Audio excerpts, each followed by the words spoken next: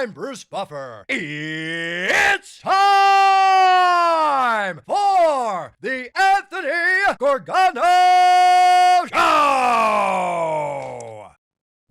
Live from the Xfinity studio. Well, good morning, good morning, good morning, good morning, good morning. Happy Friday. It is a Friday across the Delaware Valley. It's a glorious morning. This is the Anthony Gargano Show, brought to you by our good friends at Wawa and the Bet Park Sportsbook online casino app. The calm before the storm, that we got World Cup about to commence in our town. Looking forward to that. And it's funny. I got car issues, and I Ubered in today, and my man Amos was my driver. Great dude. So we started talking, and he's like, "What's the World Cup going to be like?" He's from Kenya. He goes, "What do you think? We can't wait for it. It's going to be amazing." And he was all geeked up, and I'm like, "Yeah, I mean, the city, you can see it. The final touches are being put on. Meg is going to join us at 11 o'clock hour to give us an update and what's going on." So, I mean, we're about to start the whole thing next week. So looking forward to that. I know everybody's talking AJ. I listen, I got just to touch on it. Look, AJ Brown is a Patriot, all right? He wanted to get out. He got out, and it's over. Like, I can't litigate and relitigate his whole tenure here. Look, he's done. Like, I don't want to. I'm fatigued by it. I don't know how. And everybody, it's funny. I know it's a slow news day, and not a lot's happening. So it's like, hey, we were always taught on radio to play the hits, right? Like, there's a whole science to top 40 radio. And once upon a time, there was a program director by the name of Tom Bigby at WIP. And he was a great guy, but he literally turned this town into all Eagles all the time. WIP, the single most influential media outlet in Philadelphia, along with probably Channel 6, right? For years, it was just talk Eagles. Bring it back to Eagles. Talk Eagles. And you were never allowed to stray. I'll never forget when I first started to work there and I left the Inquirer, I thought it was more like kind of what we're doing now, where we could talk. What the hell was that? We got birds in here. Don't you hear them? I just saw them flying around. We got birds in here? The show. This is the first. I mean, it's better than the show critters. is interrupted by live birds It's up on 10th Street. I mean, look, listen. You think that there's no holes in this freaking building? Oh, we got iguanas running around. I mean, there's all kinds of critters. Right on top of the little light. Might as well be a zoo. You got the zoo on Girard Avenue. This is this side of Broad Street. This is the zoo. Meanwhile, you got VG taking videos. He's Johnny Spot on the scene. Meanwhile, I got my man Mateo in here. Mateo is at Temple. He wants to get into sports media. And so I'm like, dude, come on in. All right? Like, you can see what the future of media is all about. Get out while you can, kid. Right? Get out. Now, meanwhile, Mateo, his mother's awesome. His mother works for the Italian consulate. Ooh, nice. Right? Yeah. So when I met her, she's like, "Oh, my son Mateo has this, wants to get into sports, and he's at Temple." I said, "I'm with the Temple. Have him come in, man. We'll talk to him. We'd love to meet him." And so you never know where it goes. So Mateo's here. Meanwhile, we got birds flying, rats going around, and you never know. Something crawls up your leg, Mateo. Just swat it away, all right? Yeah. You never know. They're domesticated. Yeah. They're all friendly. Yeah. Oh, yeah. Yeah. It's like, what's Ratatouille? He cooks his dinner. All right? Look, He'll cook us a nice pasta and wild boar. You probably got wild boar here too. Anyway, we were talking to AJ Brown, and I remember when WIP used to do this, right? Like Eagles, Eagles, Eagles, Eagles, Eagles, Eagles, Eagles, and it changed the town. It changed the town. Good morning, VT. You must just Good pop on morning. now. I mean, we might as well. It's fitting. Fit Dad CEO pops in with a $20 super chat. Well, Go Birds! No, seriously, go Birds out of the studio. Oh, that's great. Oh, that's fabulous. That's Fit Dad, man. He's a funny guy. Go Birds out of the studio. It's a nice birds. It's got that. It had that. It was chirping. I Sweet. just slacked Julie the video if she wants to throw it up there so It's people so see our cute. bird. What kind is it? Have you talked? Can you tell? What the hell do I look like? Dr. Doolittle? You're an entomologist. They have those apps now. Is You that what can a just look bird it is? An up. Yeah. entomologist? Yeah. Yeah. No You're the idea. study of I'll entomology. say it's wow, it's flying all over the place. A finch. Let's say it's a finch. Oh yeah. Let's say it's trying to get out. It's going to the windows. It's in Todd's office now. Is it? Yeah, it flew that's back great. into Todd's office. Ornithologist. An ornithologist. Yeah, Yes. there you go. There you go. Yes. I am not an ornithologist. Ornithologist. I had to get it right. You a big bird watcher? You sit out in your yard and look at the birds? Nah. I mean, I like them. I'm not anti-birds. Yeah. I like them. Pro birds. My buddy Vinny has like a lot of birds. He, Did you ever see that? There was a movie that I loved. I'm like, there's no way this movie's any good. I'm like, let's watch it. It got decent reviews. Yeah. Birder. Birder? Okay. It's about a birder. What does that mean? Like a guy on a rooftop with pigeons? You know what a and stuff? birder is? No. No. A birder is you have to view as many species of birds. Okay. And you basically, yeah. it's like Bird collecting watcher. baseball cards. All right. Yeah. Right. They call them bird watcher. Yeah. All right. They call them birders. I mean, they're check it off the list. Yeah. Okay. And you would never think that a movie would be good about bird watching. And it was actually a very good movie. Is there one species of bird through the movie? I forget, dude. I haven't seen it in a while. I just remember going, it was really good. It was a good movie. Like, it was entertaining. I see it's all the rage now. I got friends who moved to the burbs. They get the bird feeders with the camera. My brother has that. And it identifies, that. What kind of bird it is. I'm getting videos all day from my brother-in-law, like 10 videos a day of birds. I'm like, all right. There's a limit. There's a threshold. Yeah, like check it out. they're nice to look at. Yeah, nice, but I'm not. Yeah, it's like home. I would be more interested in I wonder sometimes, having moved out there, what happens at night.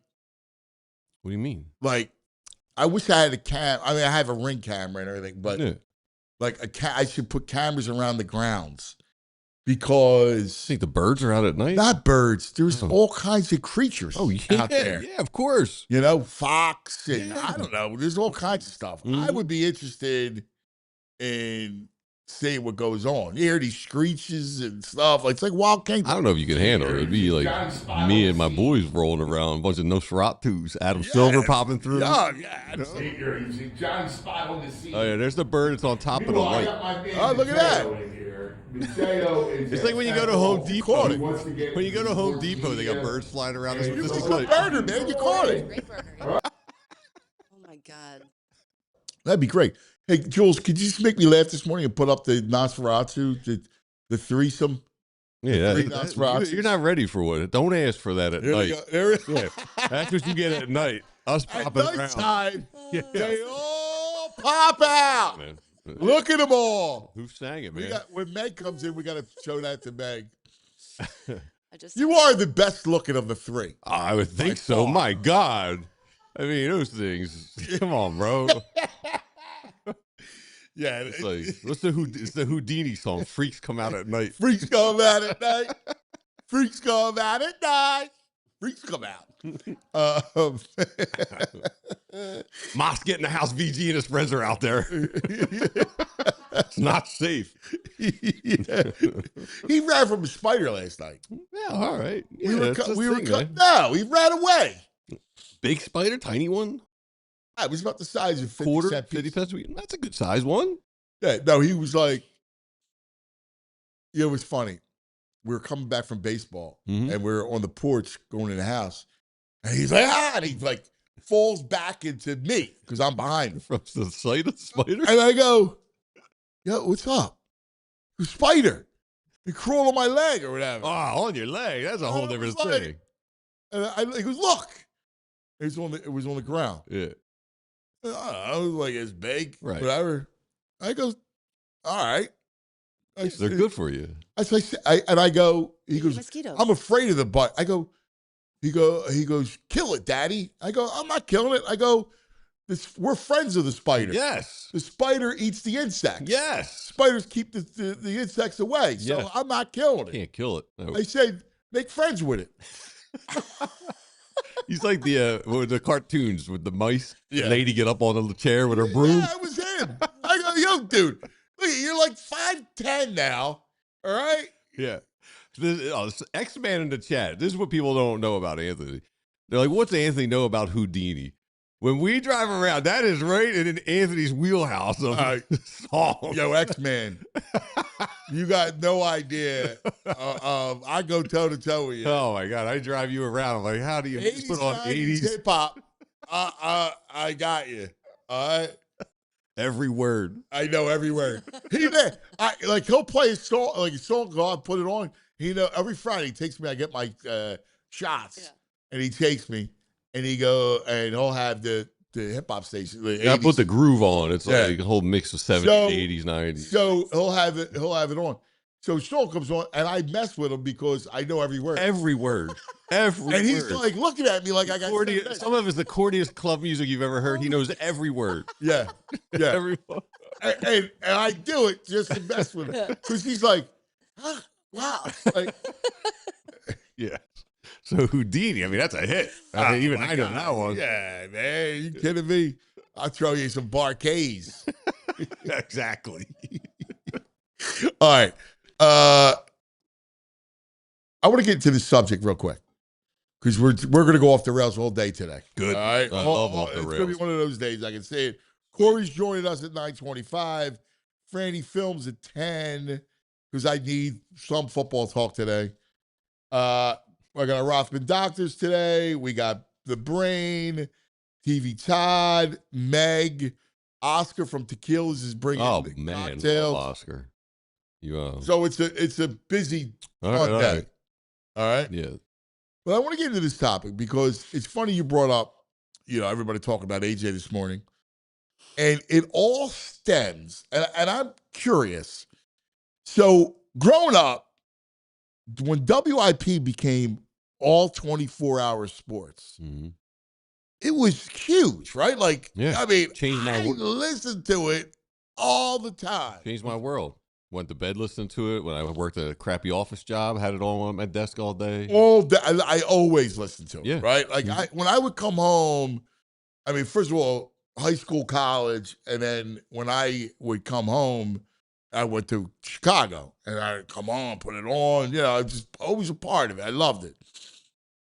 So it was the most for sports fans, it was the most influential media outlet out there. And all they did, now again, there were moments, when Flyers and Sixers would go on a run, or the Flyers are going on a run, they tapped into it. Like Big B allowed us to go there, right? But when the Phillies were a non-story, we were barred from talking about the Phillies. That's crazy. And remember, I was covering baseball. I covered all these national sports. I had a million national guests I could have gotten, right? Yeah. A million guests. I mean, you see now, I still have people from back in a million of them. And I'm with Big B, and I go, oh, this is great. I'll get this guy, that guy, that guy's a guest. And he goes, we don't do that. Just talk Eagles. Just take callers. Eagles and callers. And he was and he had this southern drawl, yeah, right?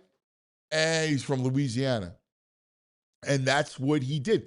And I think he changed the WIP through him and all the hosts and Al and Mike and Howard and everybody, they changed the way, Glenn, they changed the way we watched, cared about sports, because it became all Eagles and all Eagles drama. So they created this beast that we have. Yes, now. like the Eagles drama. Like AJ Brown, can you tell me, are we really interested any more in AJ? Like, is there anything else we need to know? Well, people feel vindicated today because he said that he put stuff in the media, which I think he means his social media accounts. Yeah. So like, see, he's a rat. He was putting stuff out there. We knew it. So they feel vindicated in that story. And I think that's well, what's the story? About what story? Story is that he had said, I forget who interviewed him. He said that he would put stuff in the media, which I believe is social media, that he thought would push the team and put pressure on the team to be better.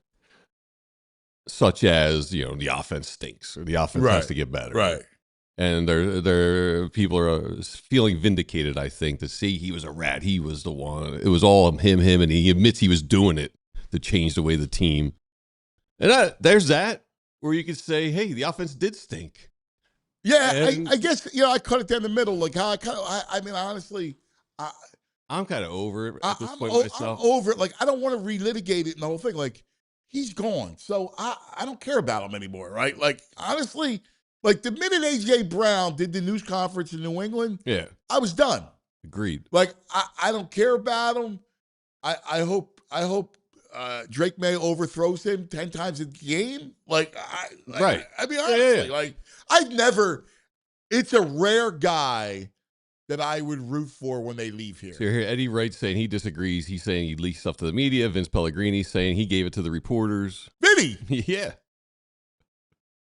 He gave it to the reporters. Yeah. Everybody say he was leaking stuff to the media, the reporters. Okay. Well, what was he leaking? Yeah. Did the offense stunk?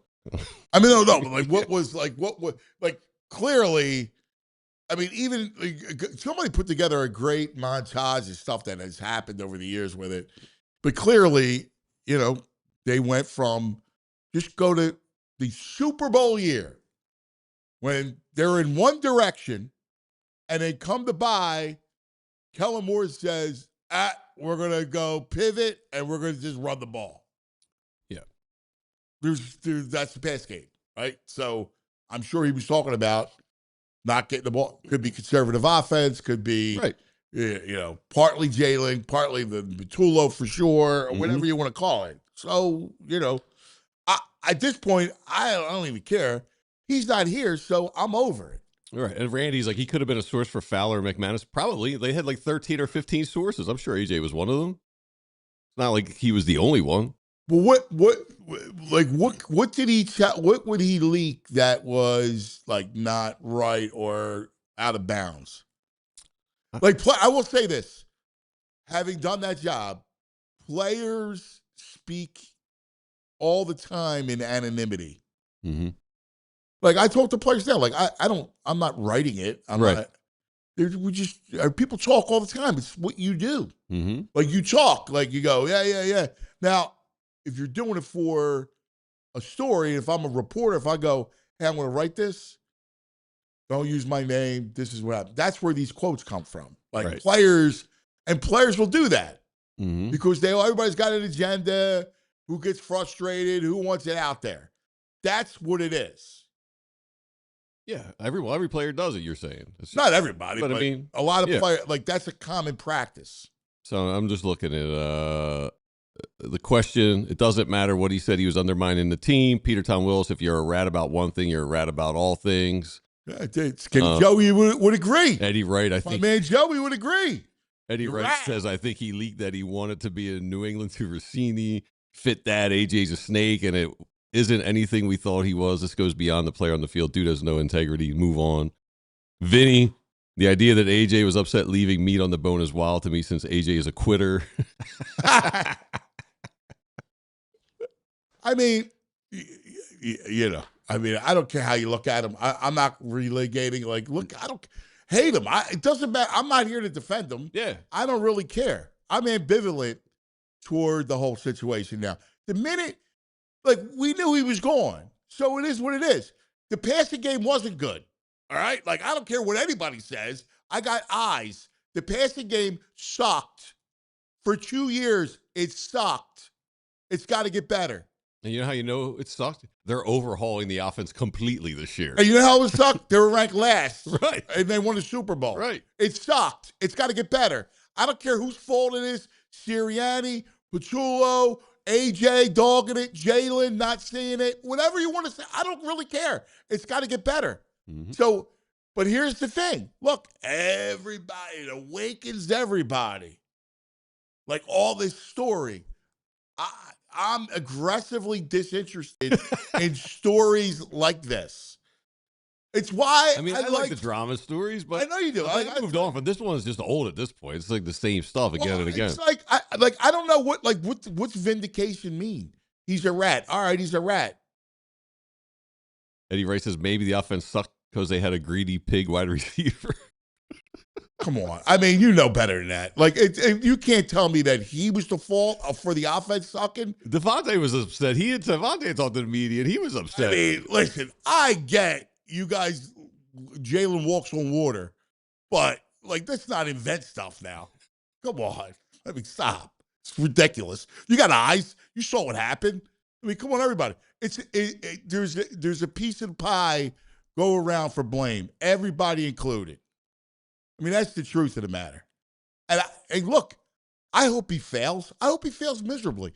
I hope he goes there and Drake May is the worst quarterback on the planet. For 2 years. Right? Like, yeah, for 2 years. I hope that Drake May is throwing like Alvarado, right? Like all over the place. Like doesn't know where it's going. I hope that's the case. So, yeah. I walk with you in this sense. I just can't, talk about it anymore. Yeah. I don't know why we're captivated by it. It's reality TV. I hate reality TV. I know. What? A lot of us do like it out there. I know we do. I know you guys do. I know it. I get what it. Else are you going to talk about the Birds right now? No, but I can talk about the offense all day. I got Freddie Films on because I wanted to talk football. All right. Freddie Films and we're not talking A.J. Brown. Thank God. Are you talking Wheeler? Zack Wheeler? Well, we'll talk with Corey coming up. Nice. We'll talk about Wheeler. I love Wheeler. I do. I love Wheeler. But the interesting dynamic is, because you mentioned it, both stations, A.J. All morning. A.J. Brown, A.J. Brown, A.J. Brown. And my question, and I want everybody to answer this on the chat. Do you get tired of it?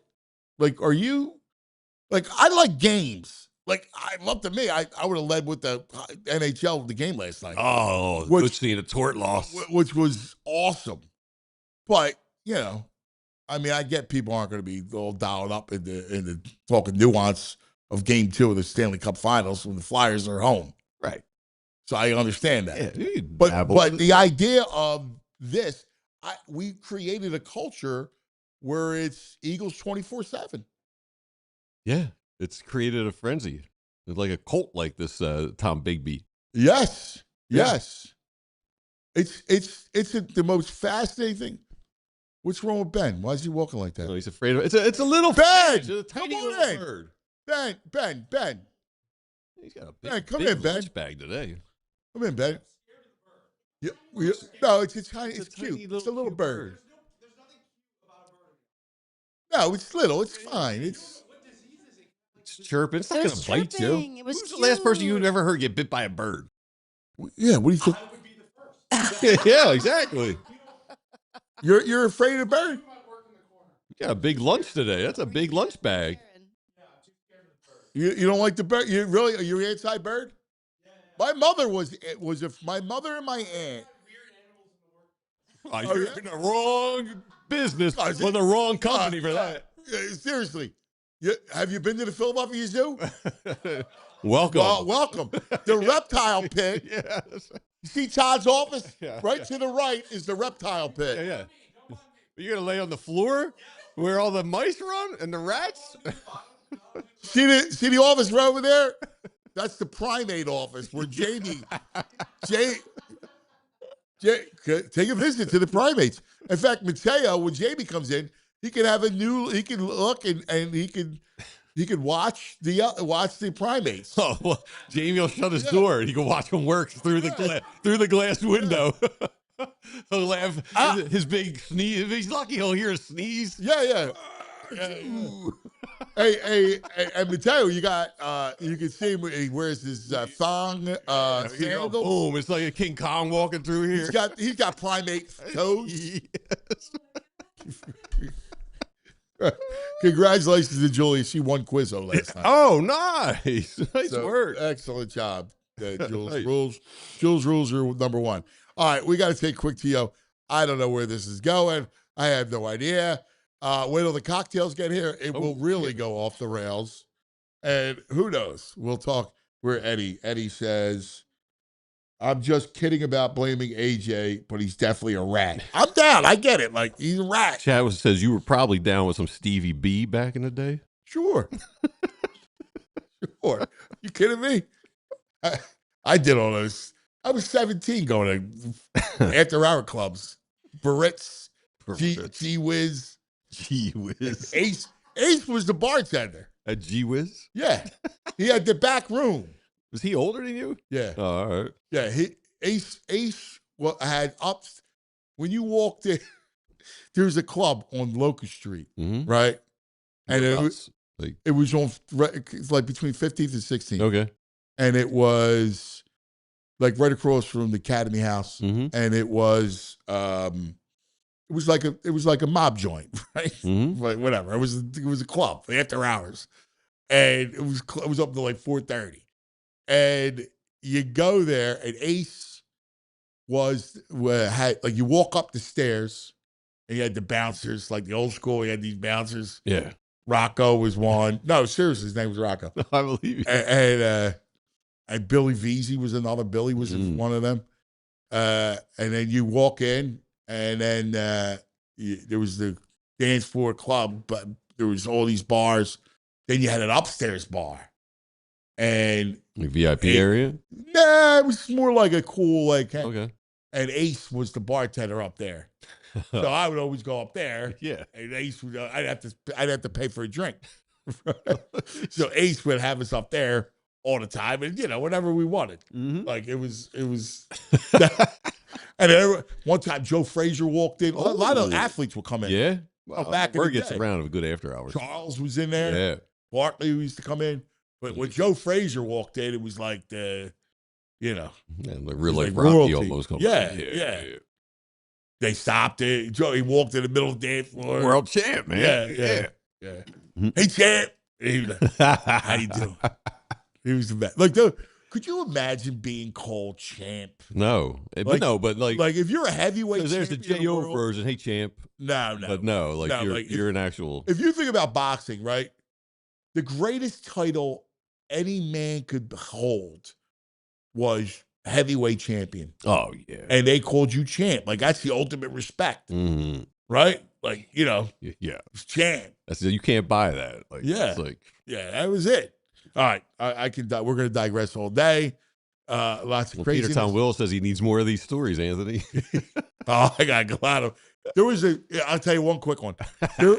This was at Scruples. There was another club on South Street called Scruples. It was like 3rd and South. And back in the day, Ace used to work there too. Because he's all over the place. Ace's uncle used to run a lot of the clubs. Now, is Ace like a cocktail guy or just beer and shot kind of bartender? Nah, he can make sevens, all those. Yeah. Ace. I used to bring Ace in, tell the story. He knocked out. There was a couple Eagles that came in. I mean, I was young, like Mike Reichenbach. Remember that? Of course. Right? Is he 55? Who else was there? I gotta text him. There was a couple Eagles. One was Reichenbach, who was a middle linebacker, right? Got knocked out cold. He was at the club. Yeah, there was a argument over a girl, and I don't know if it was Ace and somebody else. Somebody just knocked him out cold. And then whoever the other Eagle was with him was like an offensive lineman. Yeah. Like they were like, I mean, they were nasty dudes. Like those guys were like, you didn't mess with those guys. And I've met Ace. Yeah, I wouldn't. no, but like an Ace is a docile one. Like there were some scary guys, and they swarmed. He ran away. Mike, or the guy that was with He left Mike Mike Reichenbach late. He left him out laying cold on the ground. on the Oh floor. man, that's lame with your teammate. Yeah. You can't leave your There's teammate a behind. bucket. He's got a million stories. I should bring him in one time. So I'll fill up these stories. They're classic. All right, we got to take a quick TO. We'll come right back, talk to Corey, and talk some Phillies. First, a word from our friends. Let's talk about the BetPark Sportsbook online casino app. Let's make downtime fun time on the app. The only online casino and sportsbook you'll ever recommend right here. The official app of the Philly Show podcast. Play blackjack, craps, poker, all your favorite classic casino games right on your phone for real money. Hundreds of slots like Huff and Puff, Cleopatra. Live betting on sports all week is better on the BetPark Sportsbook online casino app. That's right. We got Spurs tonight, Knicks. We got Fightins baseball. Join me right now. Get $5 casino bonus back your first 24 hours and 500 bonus spins on the hot new soccer-themed online slot game, Goal, Goal, Goal. How about that, dude? Go. Got to be 21, Pennsylvania, New Jersey, Maryland, Michigan. New users, conditions, terms and conditions apply. Details, betparks.com. Got to be 21. Gambling problem, call 1-800-GAMBLER. Now let's talk about Xfinity and the 5-year price guarantee. What if I can tell you? You can have reliable, intelligent Wi-Fi. You can keep the same price for 5 whole years. That's what we're talking about. Wi-Fi that makes everything in your home work together. Finds and fixes problems before you even notice them. Super intelligent Wi-Fi with a sixth sense that lets you stream the game even when the whole family's online.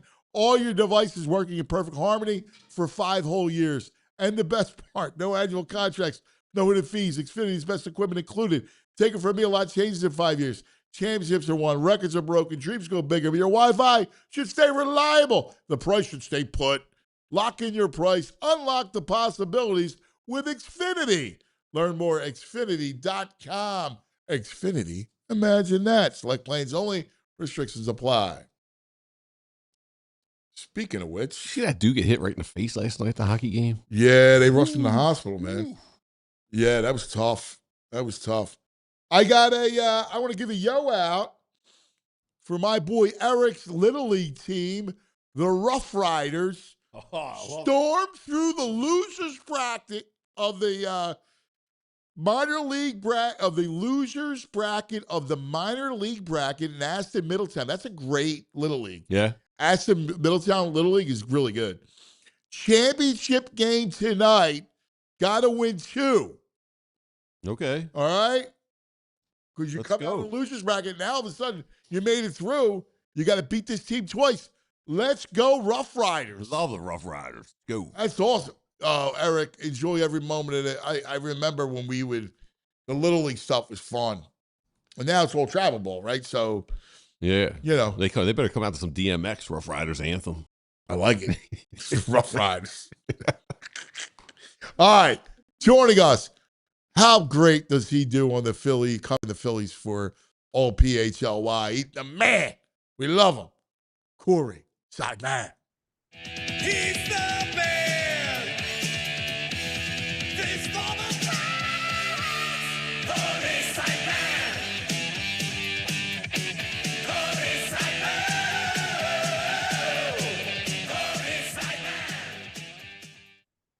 Corey Seidman. Cuz I'm a little leery of coming into the studio. It sounds like you guys have Jumanji going on or something. What's the deal? Everybody's afraid of birds. Is it just the one bird? I mean, there's not. I haven't seen really any reptiles like the snakes. The snake pit's pretty quiet this morning. Yeah. I haven't seen it come out of Todd's office. So. He just wants a little piece of the action. He's into Philly sports. It's a great place to be. I mean, never nothing. I mean, we got Post coming in today. Post sandwiches are coming in today. Maybe you're hungry. Yeah, anyone who's coming in, grab a little bird feeder. Yeah. Bring a bird feeder in today. Now, Ben is afraid. Ben's on the floor right now in the studio. He'd rather take his chances with mice on the floor. On the floor. I mean, I don't know about the rat droppings that he's sitting in, but yeah. Other than that. I think Ben might have avian phobia. Is that what it is? Avian phobia, look at that. Guy kind of gives me that vibe. Sorry, Ben. What? You regret why, Ben? I'm scared of the bird. You're really scared of the bird? All right. Is it like a bird of prey, or is it just like a regular bird? So, Core, can we get Core up a little bit, just a tad? So, Core, yesterday, first of all, Wheeler was sensational. I mean, back again, just, I love Wheeler. I just love him. And we saw a Garcia sighting. First time in a month that Adolis Garcia has homered. And, it stuck out so much. It was the first time that he's pulled a ball like that at Citizens Bank Park, because the only other time that he pulled a homer was when they were at Wrigley in April. So you saw his reaction. He kind of just like dropped the bat in elation that he finally came through in a big spot like that. We know the defense has been there all season, but you've been waiting for the power to come at some point, maybe, hopefully. And, if Garcia can just give the Phillies 3 or 4 homers in a week randomly at some point, he could make a bit of an impact. But he just hasn't. I'm saying, like, he is capable of doing that. It's just that he hasn't had a week like that. He hasn't had a month like that yet for the Phils. Dude, you're so right. Like, let's split the difference. Give me 2 weeks, 4 home runs. Yeah. All right. 2 a week. 2 a week. You can hit 200. You can hit 220. Yeah. Two impactful swings a week. Something. What do we? Does he stay in the 8-hole? I don't see any reason to move him up right now. I mean, the other guys are performing better than him. A big 1 home run, no, I heard you. What do we think about the bat flip? Your first home run, or I got no problem. I love the bat. You bat flip. I'm all right with it. I took that as more. I took that as more of like a release of frustration than look how good I am. Thank God. This is what it feels like again. I forgot what it felt like at a home run. And it proved to be important too, because, the end of the game, Jose Alvarado gives up a 2-run homer to Jackson Merrill that makes it closer, makes it a little more interesting. So all those things matter, like Trey Turner coming through with a big RBI single late, another guy who struggled. Phillies needed all those runs. It was their best offensive game in weeks. And they were able to finish that series against the Padres strong, 6-0 against that lousy San Diego team. That's amazing, man. They just double sweep. That was incredible. They had some success against that bullpen. It's a good bullpen. Yeah. They got some good arms in there. Well, did they face? I don't think they faced Mason Miller one time in the series, did they? Yeah, it's amazing. 6 games they haven't faced him. Insane, right? I kind of wanted him to come in just to throw an inning. I wanted to see him. Yeah, of course. The what's up with Alvarado giving up bombs to lefties? It's never been part of his. Never been part of the Jose Alvarado package. He's always been able to really not only retire lefties, but overpower them. And this season, 42 lefties he's faced, 22 of them have reached base. They're hitting 444. Jackson Merrill, he worked ahead of him yesterday, but then he left a sinker low and in over the plate to a lefty, which, a guy's going to crush that more often than not. It was 99, but it didn't matter. And I just haven't seen out of Alvarado and Keller the setup tandem you had to enter the season. Keller's been okay. He hasn't been anything special. And Alvarado, I'd say, has been like subpar. And combined, they have an ERA approaching 5. They're putting nearly 1.5 runners on base per inning. So that sticks out. We've been talking about right-handed bats all season. I think the Phillies probably need another setup man as well, because you have this elite closer in Joan Duran. And with no bridge. And Orion Kirkering's been pretty good, but I don't think you can get to October and trust him as your primary No. guy. And there's no bridge. The bridge is out. And with I'm looking across and I see Ocean City, but I can't get there. Yeah, 3 of the 4 lanes are closed, and you got the closer. Orion Kirkering is not the bridge we want. Because what's interesting is like Keller's only blown 1 save, but it feels like he's been a lot shakier than that. He's shaky. A lot of these outings, over that bridge. And it's swaying, and it's rickety, and you're just having these awful nightmares of the thing cascading into the sea. Seriously, because we've seen it the last 2 Octobers, the Phillies haven't been able to protect the few leads they've had. So I do think that's another area you got to address. Bring in another hard throwing elite type reliever, whether it's a guy who's closing elsewhere that you move into the 8th inning, or it's, already an established setup man, because that just looks a little shakier than expected so far. Alvarado, which is very surprising because the stuff's still there. It's just like a matter of him maybe lack of concentration and missing spots in key moments. I don't know, dude. I agree with that. I'm worried about Chapman. I love Chapman, but I'm worried about their bullpen other than Duran. I don't like. It gives me no confidence. And the shame of this team is it's got such great starting pitching. Like, you look at Wheeler yesterday, and it's just, effortless. He's just a bulldog. One little blip where he gave up a couple home runs to the Dodgers. But really, he's just so good. And they all are, right? Like, let's see Luzardo tonight strike out 8. You can see it. Like, you can feel it. Every start Wheeler's made has been good except for that Dodgers one, and the Phillies have lost one of his 8 starts. They're 7-1 the 8 times that he stepped foot on the mound, which I think is all you need to know, because look at who he replaced. He replaced Taijuan Walker, who was pretty much losing the Phillies every start. So you see that gap from Walker to Wheeler. It's probably been like a 5-win difference versus if you still had him in the rotation. And I don't know, with Wheeler, it's like, he had the Dodgers start where he gave up the 4 solo home runs. 2 of them were on high fastballs that weren't quite high enough. Like, Zack Wheeler's always been excellent at spotting that fastball just above the zone where it's enticing, but the guy really doesn't have a great chance of catching up to it. But 2 of the home runs he allowed were like just a little bit too much in the plate. And that's going to happen every once in a while over the course of, 170 innings if you pitch that in a season. But everything else has been stellar from Wheeler. And this has been everything we've seen prior. It's a very crowded NL Cy Young field, but he has a chance to kind of emerge into it because he's not putting anybody on base. He's kind of matching Christopher Sanchez almost every 5th day. And he made one mistake against the Padres, gave up the 2-run homer. But other than that, he was just mowing them down. And you're right. Like, he doesn't give up a lot of hits, and he's piled up strikeouts.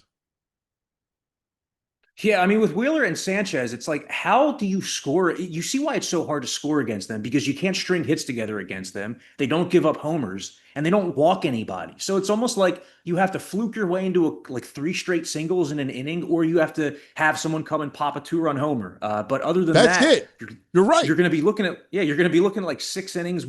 Christopher Sanchez's ERA for the season is 1.47, which is like 1 run every 6 innings, 6 1/3 innings.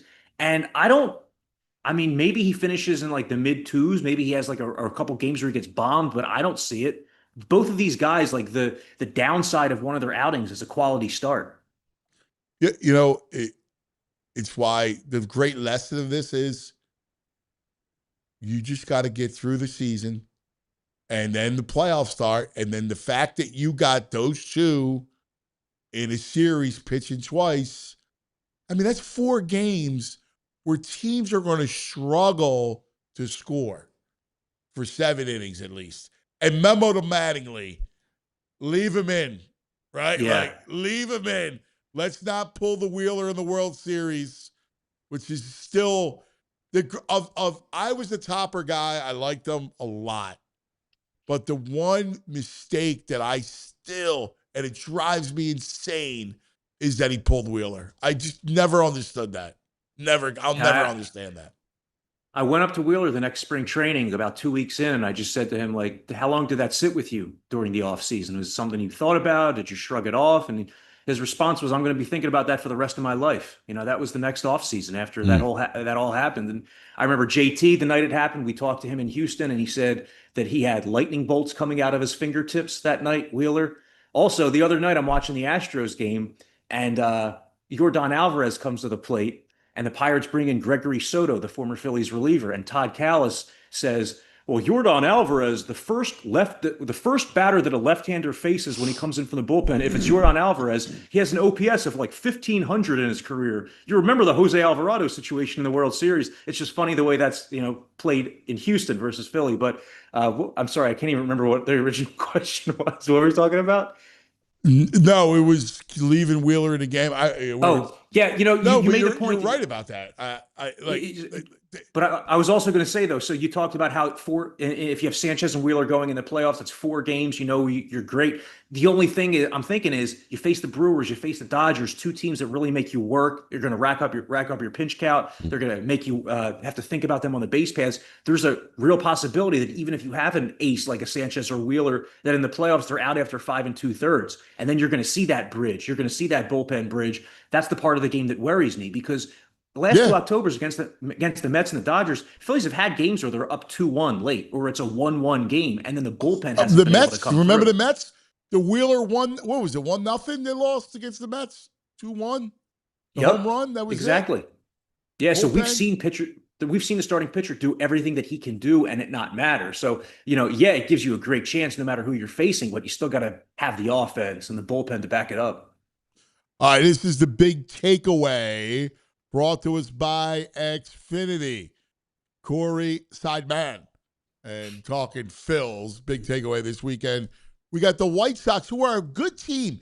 They're a very plucky team. Now, no Murakami, who's out. And that's a big deal for the White Sox because, I don't know, here's the third baseman that dropped out of the sky from Japan and has 20 home runs.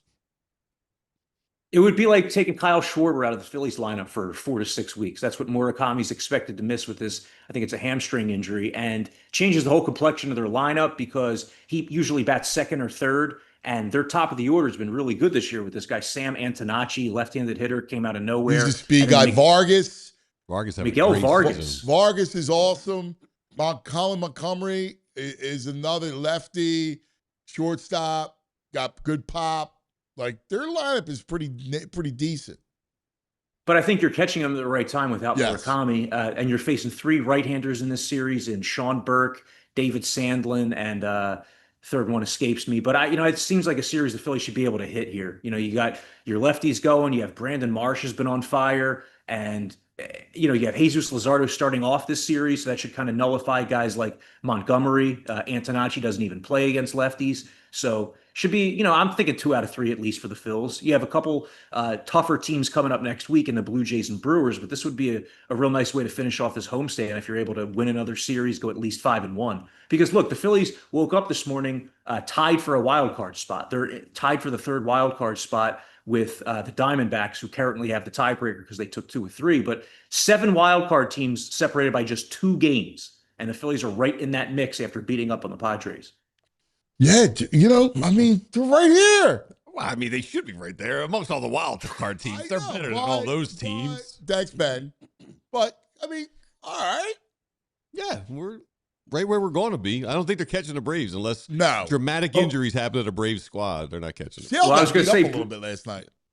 I was going to say, breaking news, the Phillies actually did the unthinkable and picked up a game on the Braves yesterday because a rare stumble for Chris Sale. I think it was his first non-quality start of the season against the Blue Jays. Yeah. What the hell? Ben's running from the bird. Sprinting through Ben is running. Get their phone. Hurry up. If he's going to run through, you can catch him. Yeah, dude. I was stunned. Like, he gave up 9 hits last night. Very hittable. And that's the Blue Jays.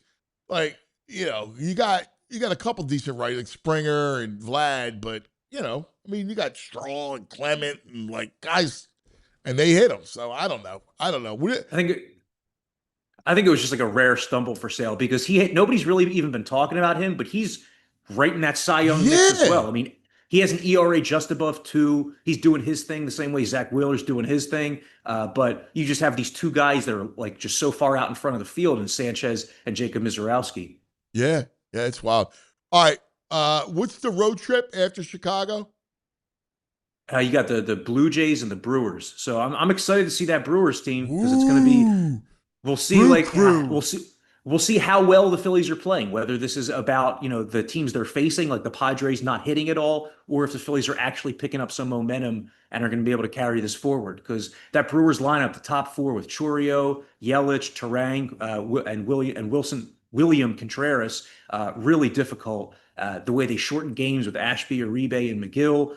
Hopefully the Phillies don't see Mizorowski in that series, but that's going to be an interesting road trip next week. A lot of good pitching the Phils will face. Yeah, you're right. And, here's the thing. The truth of the matter, too, like your point, they're deep.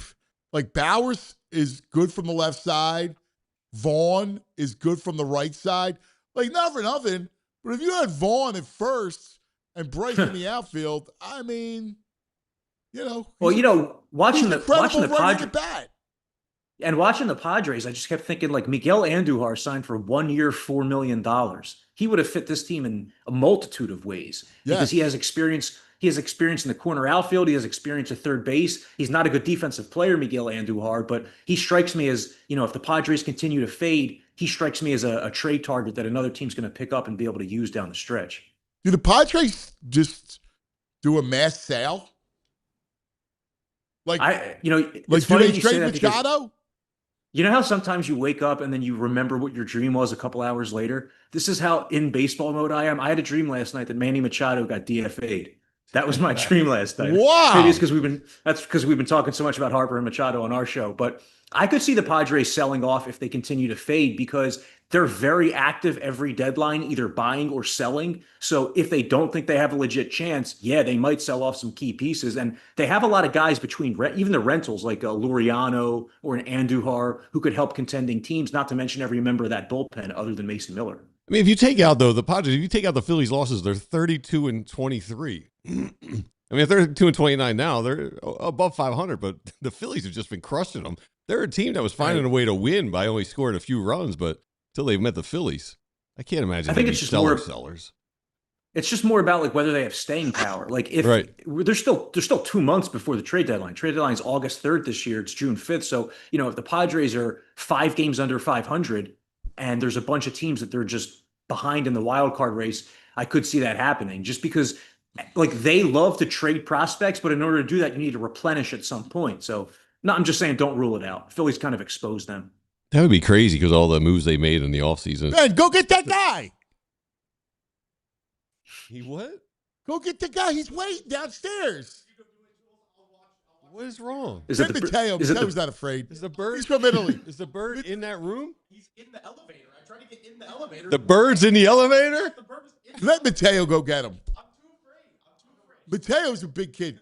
Let Mateo be your bodyguard. He's got a hockey stick. The bird is. Don't hurt the hockey. Don't hit it with a hockey stick. It's the tiniest bird. Be careful. It's not a hawk.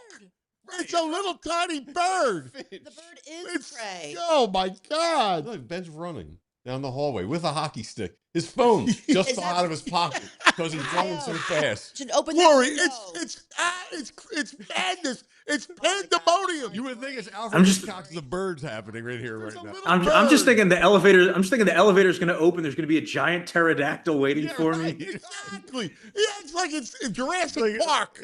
I mean, what are we talking about? Oh man. Yeah, look, poor Jules got to get up. Jules got a sprained ankle. She's got to handle it. She's got to do everything around here. That's got a hockey stick, like it, walking around the building with a hockey stick. Oh, wait, Julia's like, it's there. Oh, she locked Mateo in the room with it. She just locked Mateo in the room with it. You're going to let Mateo back in, Jules.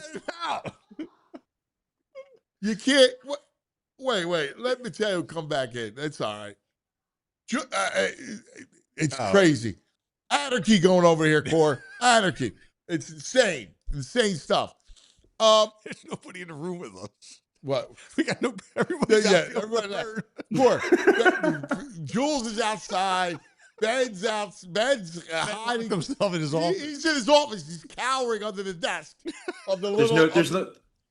There's no like designated animal control in the office for something like this. Is this the first time this has happened? Yeah, first for a bird. Yeah, I thought so. I thought it was in here before. I thought we had a bird. Is it good?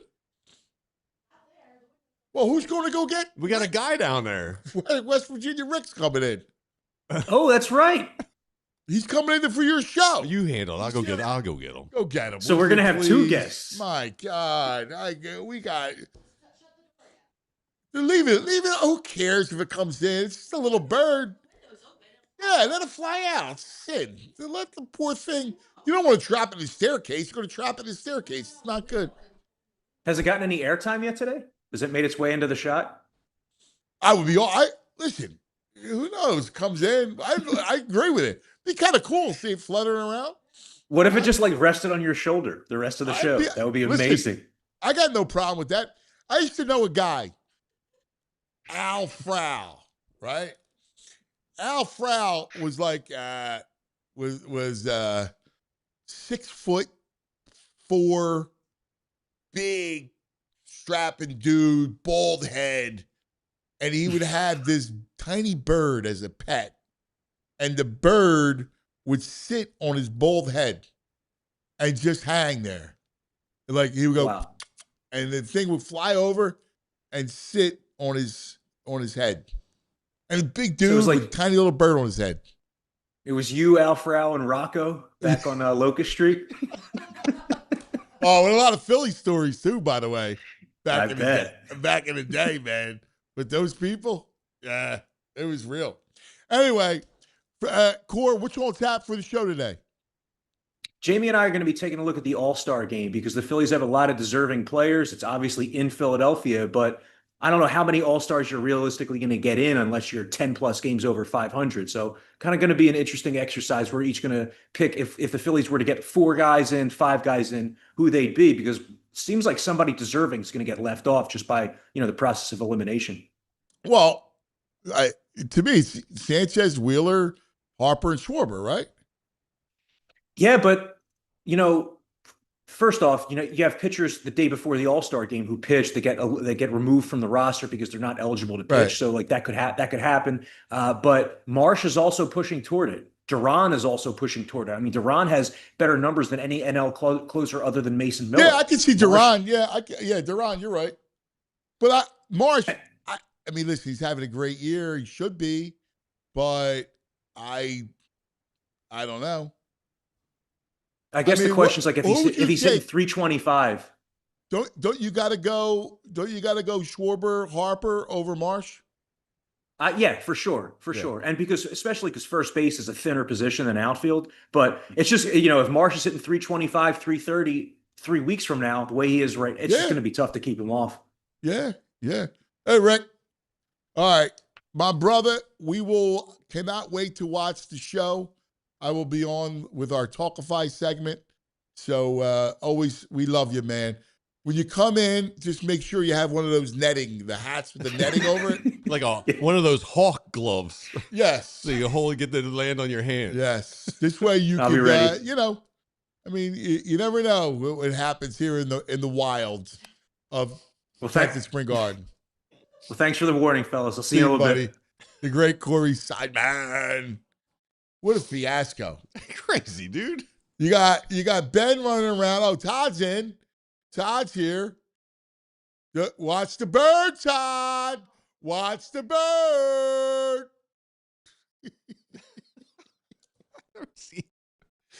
This is insane, man. It's a cute little bird. I know. And it is It's cute. not like a dirty, Not a pigeon. vermin. Yeah. It's not a pigeon. No, it's a cute little bird. It's a cute, really. It's a cute little thing. Yeah. It's nice not a having it pigeon. chirp. It's nice hearing it chirp and stuff. Yeah, I was like, oh, that's kind of cool. Yeah. Ben, my God, did you see him running? Yeah. I've never seen anything like it. His phone might have cracked. He just said his the phone bird went is flying loose. out of his pocket. Like, seriously. I mean, I got my boy Joe Smoot, his girlfriend Amanda, turning 33 tomorrow. So happy birthday, Amanda. From Happy birthday, your man. Joe Smoot. We love Joe. So we love giving our yos. So just let us know. You ever you want to give a yo out, you just let us know and hit me up on social media. I'll be sure to do it. All right, we're going to take a quick TO. We'll come right back. St. Francis. Speaking of animals. Don't close that door. Leave the door open. We got more people coming in. We got Meg. We got Oscar. Come here, Todd. Come here. Come here. You're going to have to call animal control, right? Because the alligator's loose too. All right? Yes. So the alligator's loose too, so just make sure, all right?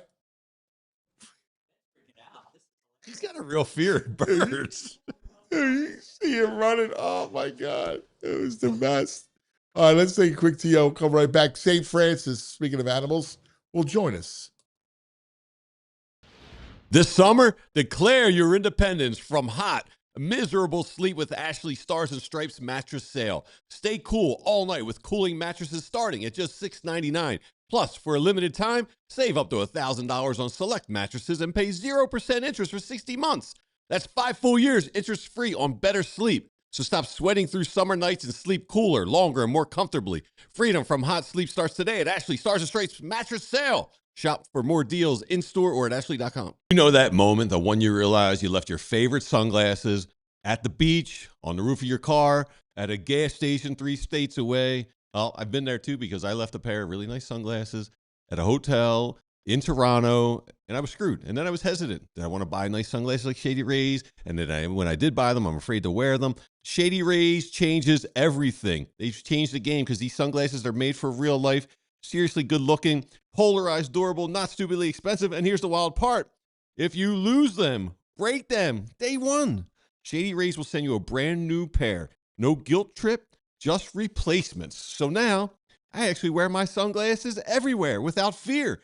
Concerts, mosh pits, on hikes, traveling through the city, on a boat, wherever, because Shady Rays is the eyewear that has your back. So go to shadyrays.com and use the code PHLYSR for 50% off 2 or more pairs of polarized sunglasses. This summer, declare your independence from hot, miserable sleep with Ashley Stars and Stripes mattress sale. Stay cool all night with cooling mattresses starting at just $6.99. Plus, for a limited time, save up to $1,000 on select mattresses and pay 0% interest for 60 months. That's 5 full years interest-free on better sleep. So stop sweating through summer nights and sleep cooler, longer, and more comfortably. Freedom from hot sleep starts today at Ashley Stars and Stripes mattress sale. Shop for more deals in-store or at ashley.com. They do not crave food nor drink for nourishment, for they exist solely on the glow of the all 22 monitors. They are the Leatherheads, and he is Franny Films. Yes, St. Francis of football. Hello, Fran. Morning, guys. How's everything going out there? Oh, it's wild in here today. There's a bird in here today. That's why I heard the news. I don't know if it took the elevator up to the top floor or not. But I'm excited to see it when I get in a couple hours. So you're a student of movement, all right? Yeah. So being a student of movement, I want you to assess Ben and Ben's movement, all right? Quick twitch, running away from the bird. It's a twitch. I don't know how quick it is. I don't know how quick it is. So VG caught him in motion. Running from what he thought was the finch. And listen, Franny assesses movement for a living. Yeah, he goes to the combines, Senior Bowl. Sees it. So this way we can assess this. All right, Jules. I mean, first of all, why are we running from the bird? That's a great question, Franny. Well, I don't know. It's a 2-inch finch. It's actually cute, Fran. Like, it's a cute looking, it's not a pigeon. It's certainly not a hawk. Here we go. Oh my God! Look, Ben's running. There he is. He's got a hockey stick. His phone just fell out of his hand. He's got to go back and get his phone. Show that again. Can we close up? You would think it's Alfred Hitchcock, the birds have. And the running of the Ben?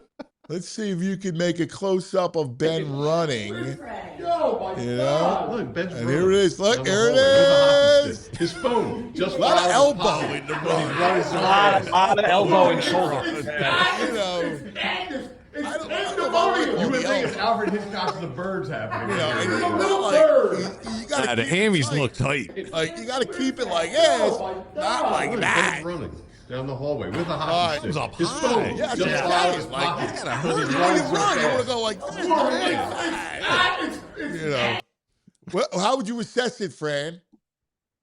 Not kindly. I love Ben, so we do love Ben. I adore him. He's my main man. Here's the analogy I would make. When I'm watching offensive linemen. Okay, and you're trying to get a sense of how athletic they are in their pass set. One of the things you look at is like, all right, how stressed are they in their movement? So when they're going through their pass set, if you see their helmet on film bouncing up and down, it's like, man, this guy's putting a lot of effort into trying to get to his set point to block this defensive end.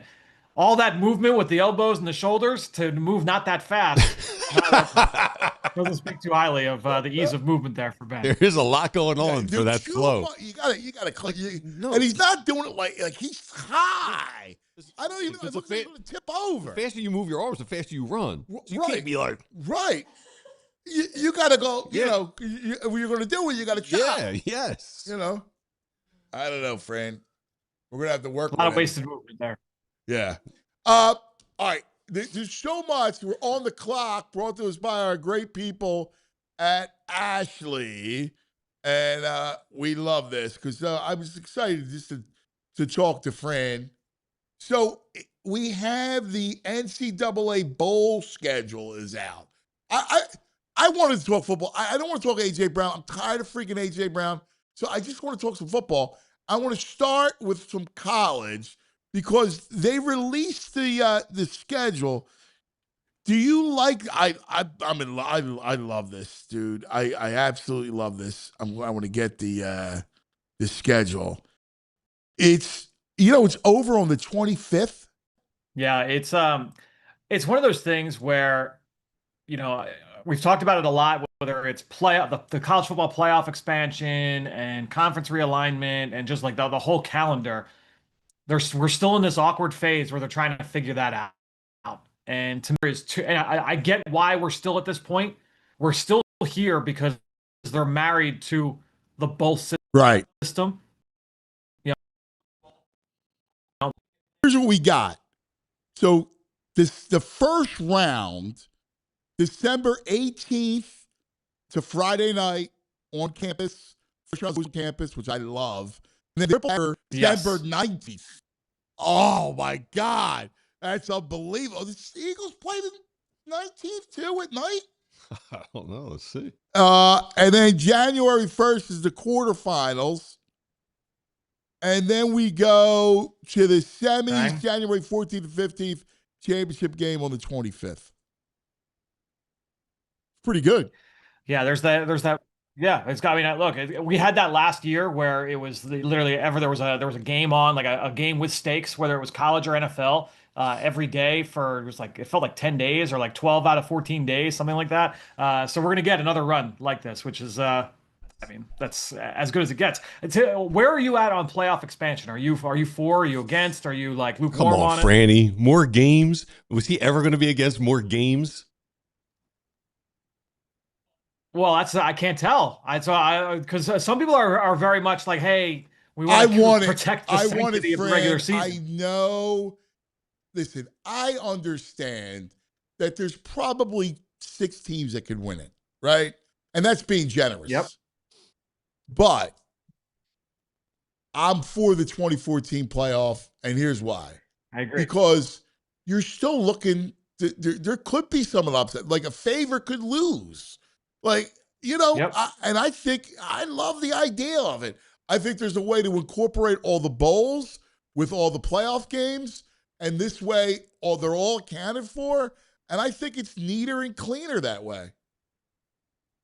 I agree. I would expand I'm good with expanding the playoffs. Some people are like, oh, like this is what makes college different than the NFL. Why do we want to be closer to that? I think that right now with where we are with players getting paid and the whole thing, like the toothpaste is out of the bottle. Yes. So now we can't say like, oh, we got to keep it the way college football was 2 decades ago. That's not coming back. Like that's gone. So to me, like if you're going to try and get to a level playing field and think like they got to figure out the conference realignment stuff. They're going to require like one more big major shift, right? Like there are more teams in the Big Ten than there are in the entire NFC. Right.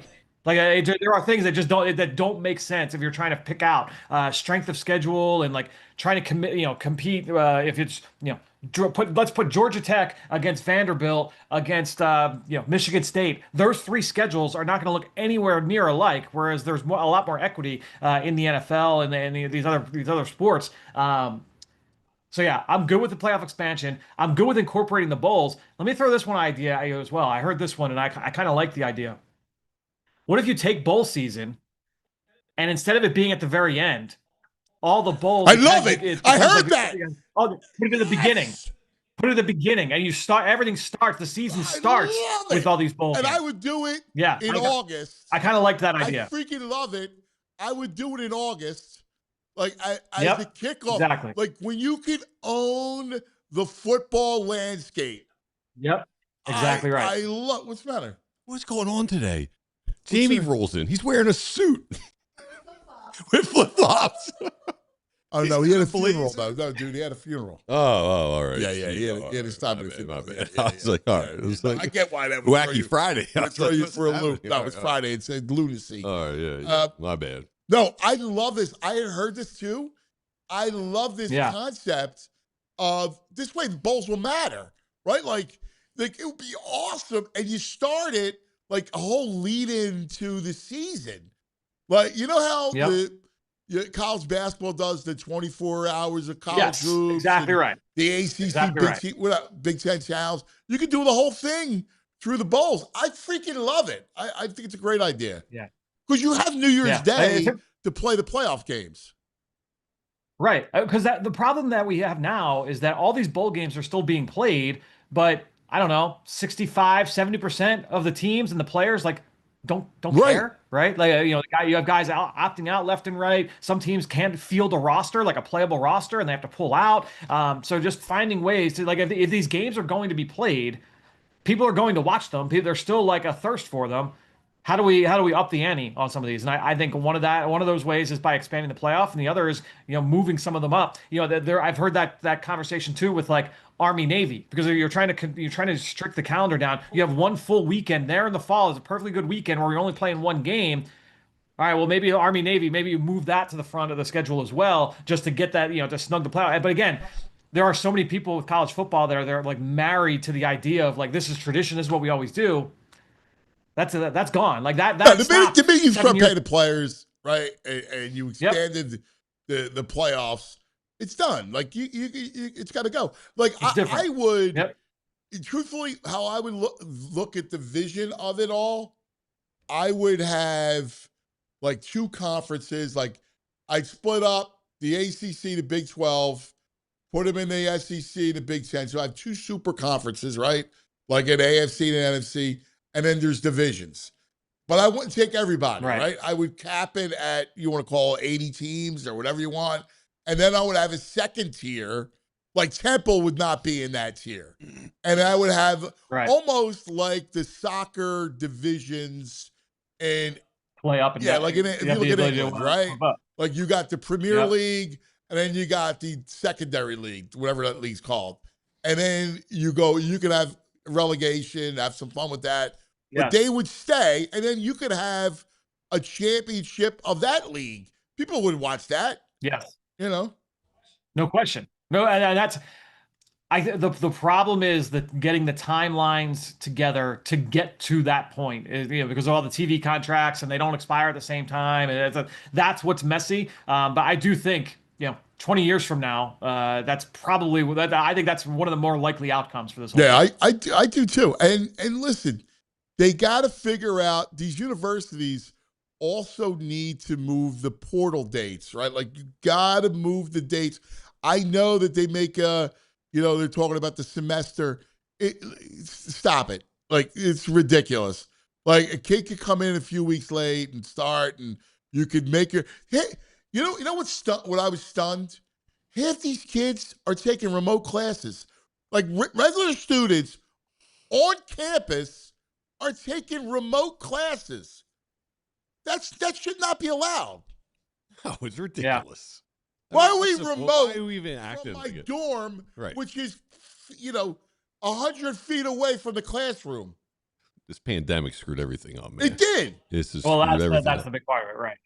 And nowhere worse than on a college campus. Mm-hmm. So listen, figure it out. Like every sport's got a different window, and every athlete should, you're accepted. You start your classes late or whatever you got to do in the summer. I don't really care. There's an easy fix to it. All right, because you can't have the dates be aligned with football, basketball. Like, it makes no sense.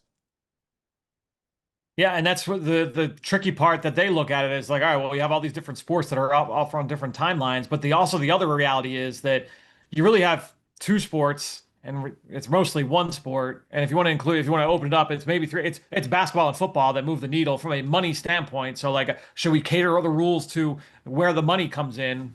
I would say that's probably the most the most sensible outcome. Yes, and I think you need to. I just think you have to.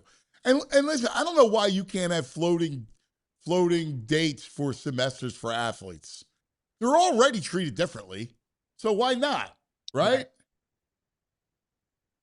Yeah, I think that's fair. It's again, I think that things just move at such a glacial pace, and you can see that they're like starting to cater to Congress and say like, all right, let's try and get this thing. Let's have 5 years come in and become involved. We'll see how that goes. Lord knows how that'll go. But yeah, it's the tectonic plates are moving, but it might take a little bit longer than we would like. By the way, yeah, the Eagles play the day the triple header of the first round. The Eagles play 5 o'clock. Eagles Seattle. Dude, I hate that.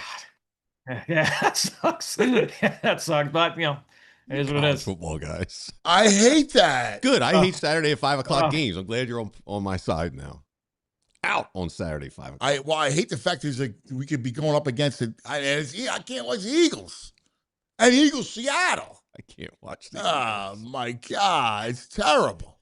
Can I get you guys help? Well, yeah, that's for everybody. Like to me, like if you're the NFL, I know the NFL, they rightfully so think that they own everything, and it's like, oh yeah, like we can put our games wherever they want. There are enough time slots where we could make that work, where we don't need to necessarily go head to head. Right. Like this is where these leagues got to work together. Like you own the world anyway. You have all the streaming services in the world. Like work together on it. NFL gets first dibs because it's the NFL, and then work around the NFL. I mean, that's just fair is fair. You're the big dog. Yeah, you gotta give the big dog its space, and then you come in around it. That's all. Yeah, I think that's NFL fair. In the grand pecking order of sports, NFL, college football, and then what? MLB, NBA's like this, like NBA. I would say NBA. Yeah, right. I mean, MLB's starting to catch up. Starting to. Although this series is going to help the NBA a lot. It's just the Christmas games are garbage. Right. Like once you put football I think that on, honestly, like the NFL took that over, and now like it's nobody cares about NBA on Christmas anymore. They just went, correct. Give me that. And then you got NHL. I think that's the fair order to look at things. That's it. That's it. No, I agree. You agree? Yeah. All right. Yeah. All right. I'm not all that proud of college football, but while we're here, I need help. Because I got to pick a team. The covers of the games came out. They have the regular cover, the deluxe cover. I only know there's three players on the cover of the regular version. I only know one. Okay. Tony from Miami. Yeah. He's the one player. Right, Malachi Tony. Yeah. So who are the guys on the left and right? All right, so I'm assuming that's Trinidad Chambliss on our left. From Ole Miss, the quarterback who took over midway through the season, helped lead them into the playoff. Had a great performance against Georgia. Was phenomenal down the stretch for them. Went back to school for a 6th year. Applied for the extra year because he began his career at Ferris State. He was actually committed. My understanding is he was committed to come to Temple, and then Lane Kiffin swooped in very, very late and was able to. Because that's the thing is everyone's like, oh, like Lane Kiffin identified this kid. Well. He was initially going to go to Temple, and then Lane Kiffin swooped in with an offer. It was the biggest offer the kid got, and he ended up going to Ole Miss. Kevin Nagandi was a part of it. I remember Kevin telling me, like, we got him. We're going to be able to get him, and then this happened. Wow. And he's like, I love Trinidad, and I'm happy he's playing because I want him to play. And then C.J. Carr's quarterback. Yeah, on the right. All right, No, that's I believe that's Dante Moore. Oh, Dante Moore, I believe I believe that's Dante Moore from Oregon. Oh, you know what? My eyes are so bad. I see green and gold. I'm thinking Notre Dame. Right, Notre Dame. No, it's so Dante Moore was a 5-star kid, quarterback, was the top quarterback in the country. Goes to UCLA, plays for Chip Kelly as a freshman. Doesn't go great. He was in and out of the lineup. ends up transferring after the year, goes to Oregon, sits a year behind Bo Nix, and then took over last year and was phenomenal. For not behind Bo Nix, behind the kid, Dylan Gabriel, and then so sits behind Dylan Gabriel for a year, and then was phenomenal last year. How about I can't wait because he's going to have a huge year. Everybody's back. Remember it. The championship game, the semifinal game. First pick is a pick six. Pick six. They got Indiana destroyed them. Yeah.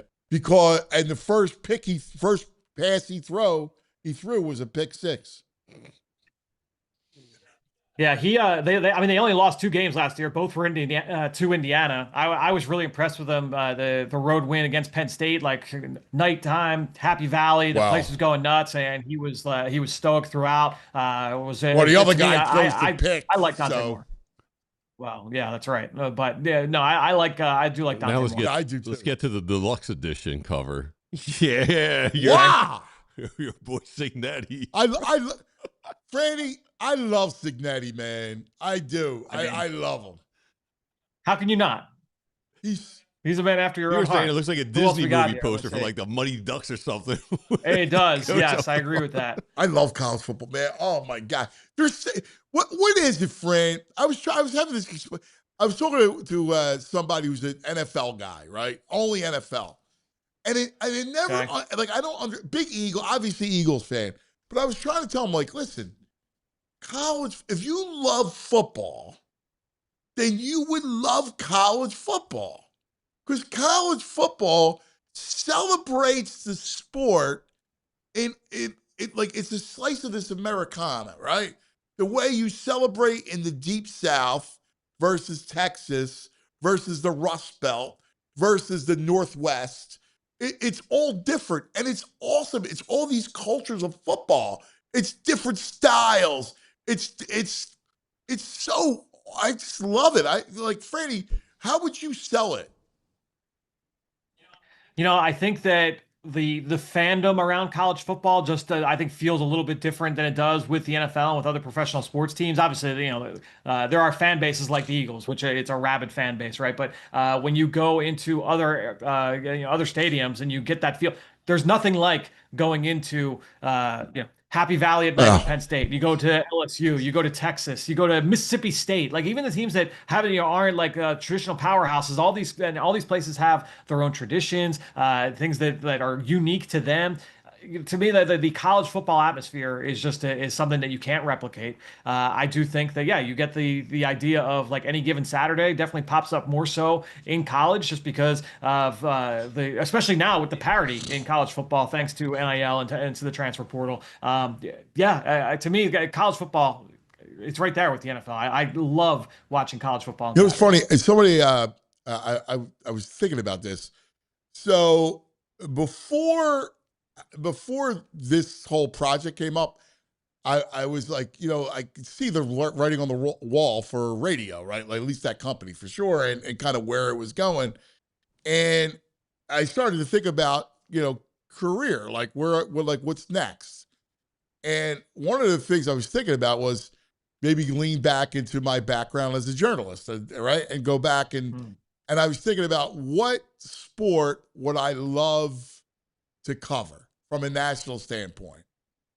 And NFL's good, but I don't know. I love NFL, obviously, but I like it more as a fan, I think, than if I was to do Mike Garafolo's or Shefty tweeting about everything. I think I would choose college football as my number one. Like I still go, I would love to cover national college football where you're going to a game a week and cover the sport and doing big roundups and sitting watching every game. Like, I think that would be my choice. It's a good life right there. Yeah, to me, there are so many stories to be told. I mentioned because you think about it, we just rolled through a handful of teams.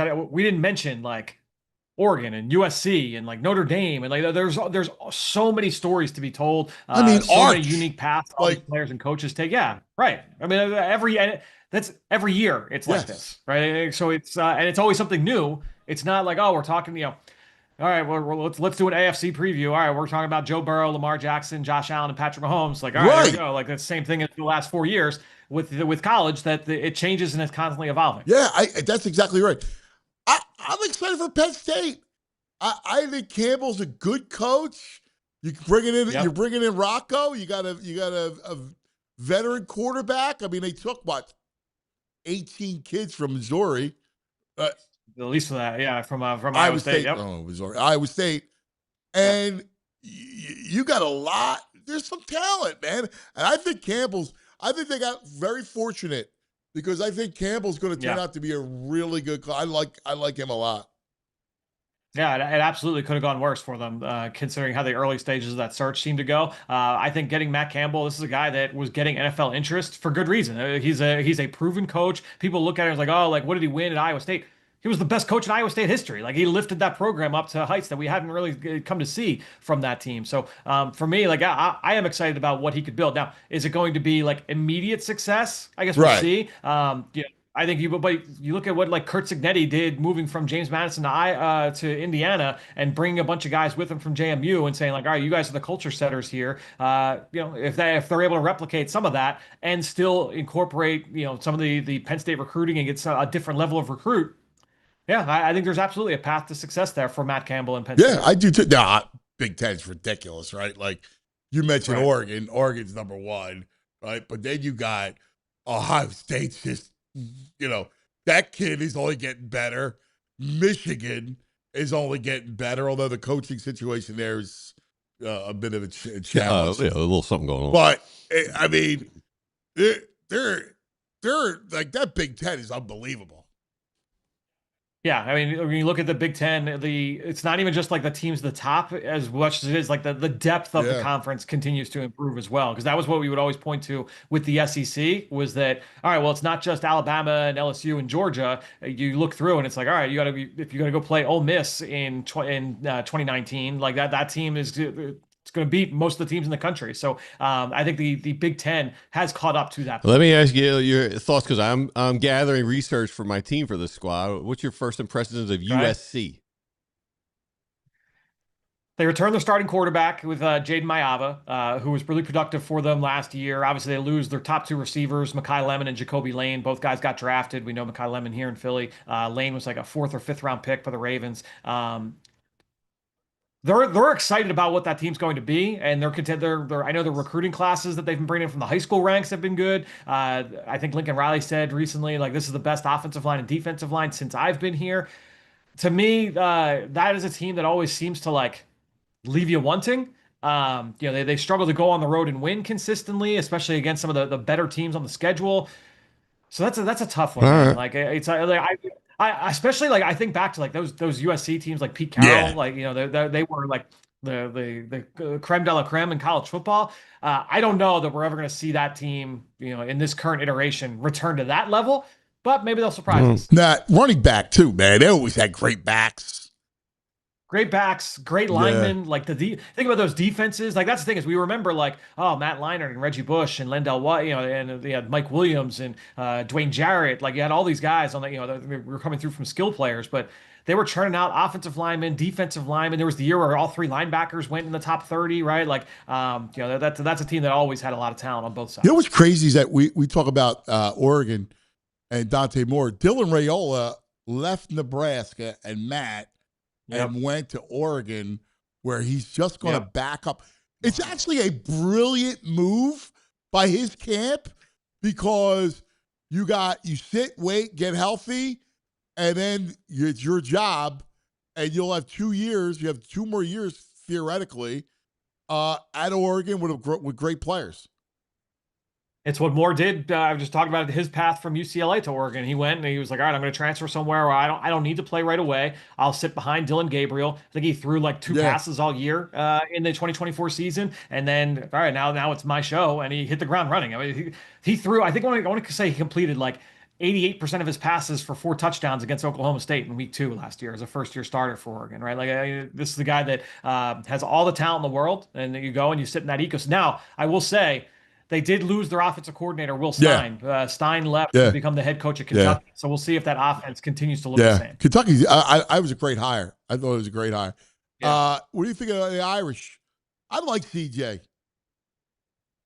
Yeah, I think he's still young. That's why a lot of people are like quick to like throw him in like mock drafts and stuff. Let's pump the brakes a little bit there. But I think when you're looking at CJ Carr, a lot to be excited with there. Obviously, they lose their top 2 running backs. They're still figuring things out from a receiver standpoint. I like the kid Greathouse, who really flashed in the playoff 2 years ago as they were on their way to the national title game. Yeah. Defensively, this is year 2 in that new defense. So and they brought everybody back, right? So dude, their corners are ridiculous.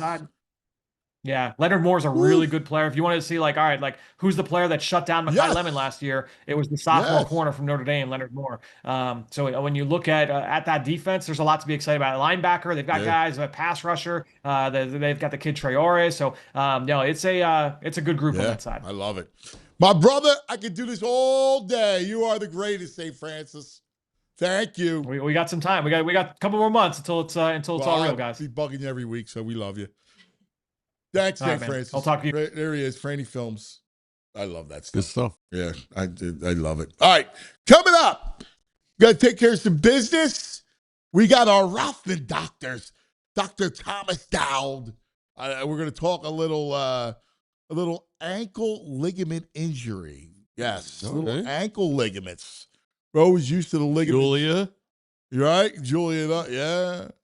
The whole thing. All right. Well, and then we got Brain later. I think I spied Meg. Meg's not afraid of the bird. Yeah, the women came in. Brenda came in. They're just like, yeah. Nobody's afraid of the bird. Only Ben was afraid of the bird. Mateo was a little squeamish. He was a little hesitant. Yeah, he wasn't like a Viking. No. All right? No. Mateo was a little tiptoey. Yeah. I don't know. Ben locked him in there, too.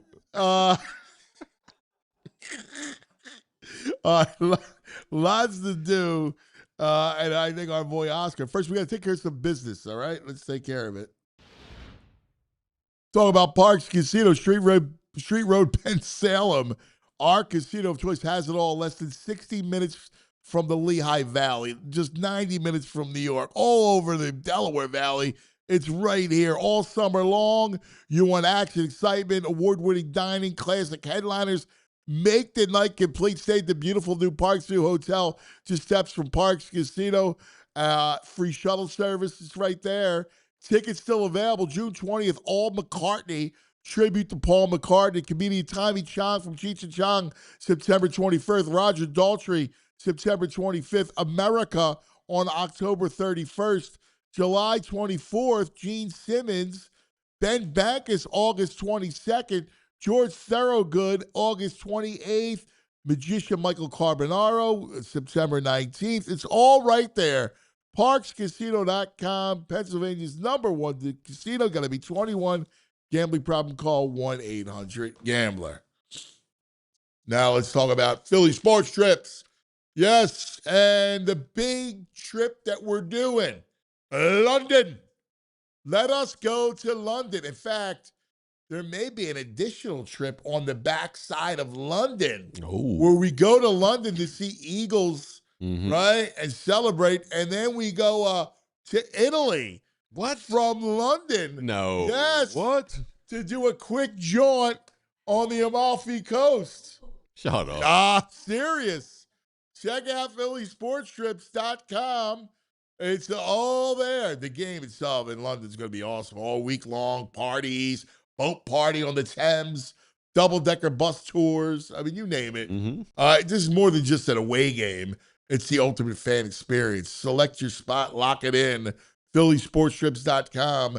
That's phillysportstrips.com, and go Birds. All right. We got our man, the doc.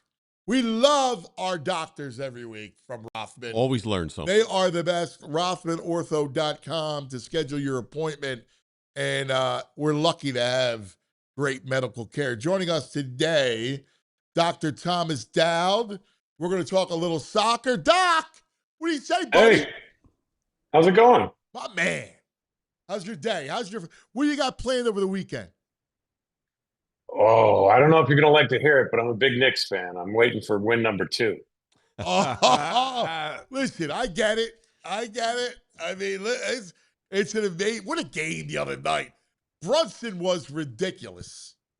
That comeback was great, and we need Brad to pick the Spurs again. You're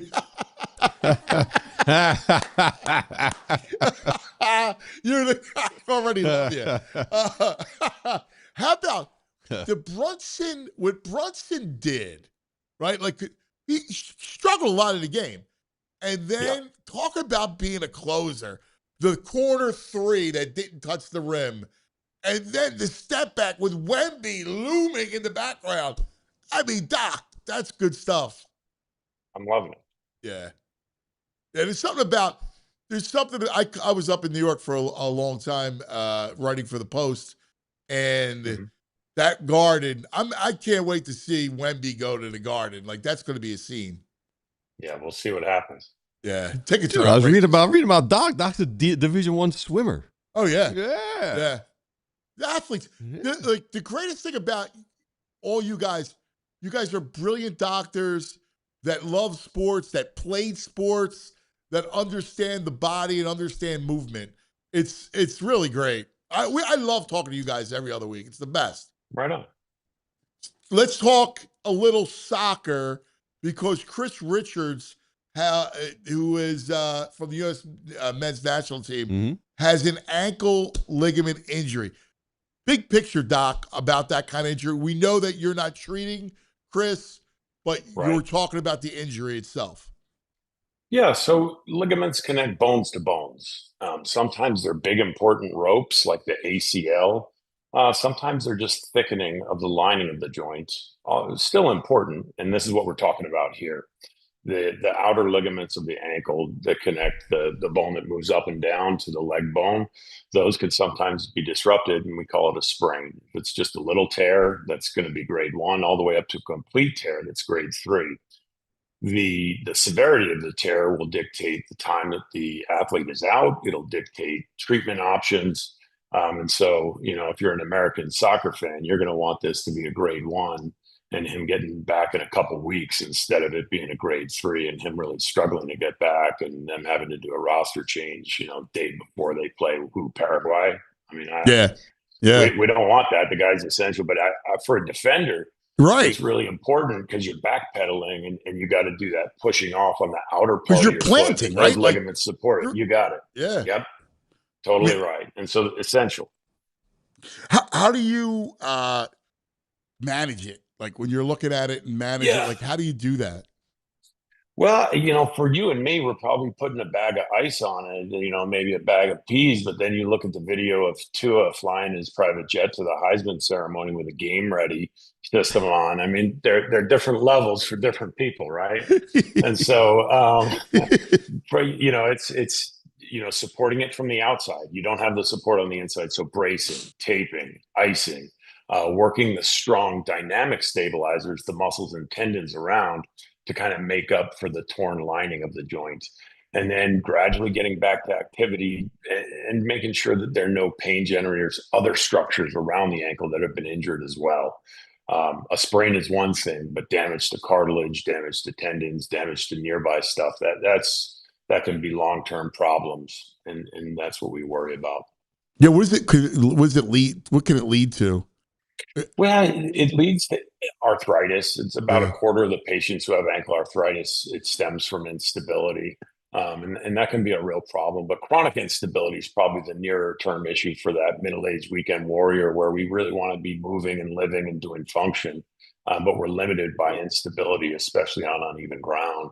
And sometimes you got to get a surgery to reconstruct it, to put it back together, to stabilize it so that the arthritis doesn't happen so fast, so that you can treat nearby structures that may have been torn or damaged. And so sometimes it's best to nip it in the bud and take care of it in the off season, so to speak. Yeah. Could it affect the Achilles? It usually doesn't involve the Achilles directly. There can be some secondary impact on the Achilles, but not directly. Okay. I don't know impact if the stability issues at some point affect that. It might affect. I have terrible Achilles. I have one already popped. I have I've had issues with the other one. It's always any kind of ankle stuff, it just kills you. So what do you risk it? Like how do you determine the risk of re-injury and coming back too soon? And when you're looking at him and you go, all right, well, let's see how do you mitigate that risk and how do you determine when a guy's ready to go? And can he come back too soon? Is that a real thing about re-injury? It's a real thing. It's a real thing. There's some guidelines that are generally followed. Have them hop on their foot about 15 times. If they can do 15 single leg hops, if they can have a near symmetric 90% or more range of motion versus the other side, a normal side. Those are some kind of easy, quick hit guidelines, but it's a comprehensive evaluation, and they're gradually seeing if they can get back to a level that's functional on the field.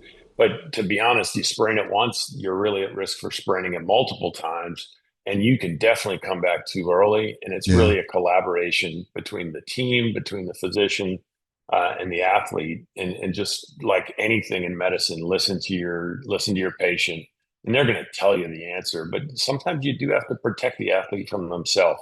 So if he is slow to return because it's, a more serious injury, sometimes the doctors who are involved, obviously not me, they're going to have to really recommend pumping the brakes and protecting that gung-ho athlete from hurting himself further.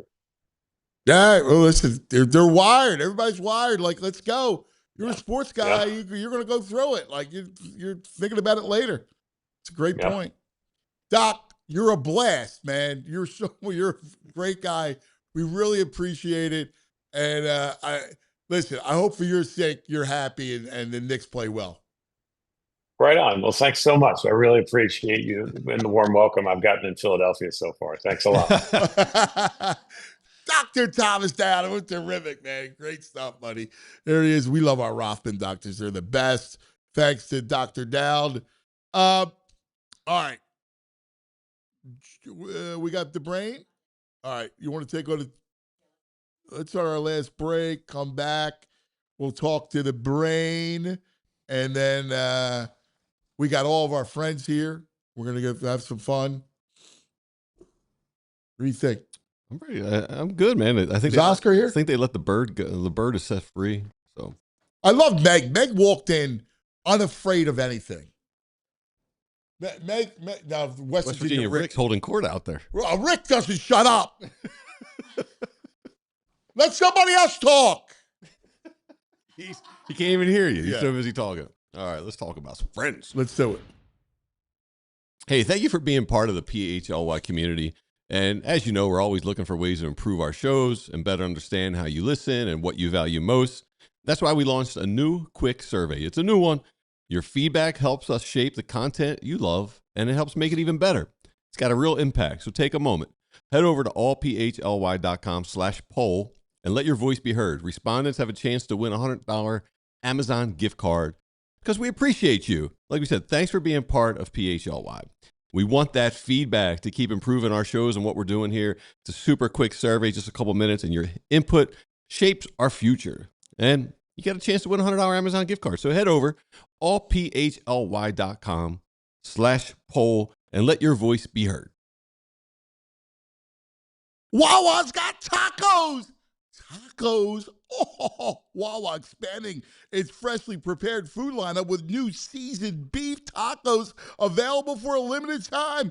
Built to deliver bold, craveable flavor in every bite. We're talking warm, soft tortillas filled with Wawa's savory, juicy, boldly seasoned beef, plus fresh toppings that you can customize your way. You got options too, from seasoned beef, chicken, steak, black beans, shredded cheddar cheese. Pick up 2 spreads like salsa roja, garlic aioli, barbecue, ranch, buffalo, chipotle, and you top it off with shredded lettuce, salsa, fire-roasted corn, onions, or pickled jalapenos, all packed in a 6-inch soft flour tortilla, making it perfect handheld or on-the-go option. Seasoned beef tacos doesn't stop, all right? It's available across the full lineup, including burritos, bowls, and quesadillas, so you can mix and match and build the meal that fits your appetite. But don't wait. The lineup is only here for a limited time while supplies last. Next time you're at Wawa, grab a taco and find your new go-to order. Brain. Red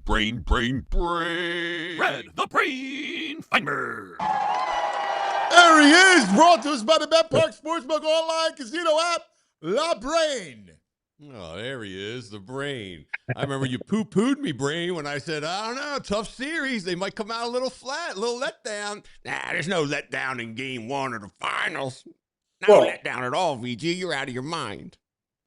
There wasn't. They were up by 15 points late in the game. What are you talking about? They looked a little tired. Brain's right. I didn't take it like They that. looked a little tired at the end. That's not a letdown. Yeah. I wasn't a They were letdown. exhausted.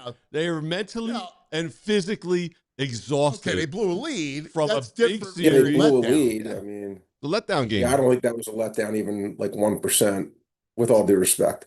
But Wrong. You're right, I Brain. didn't take like Wrong.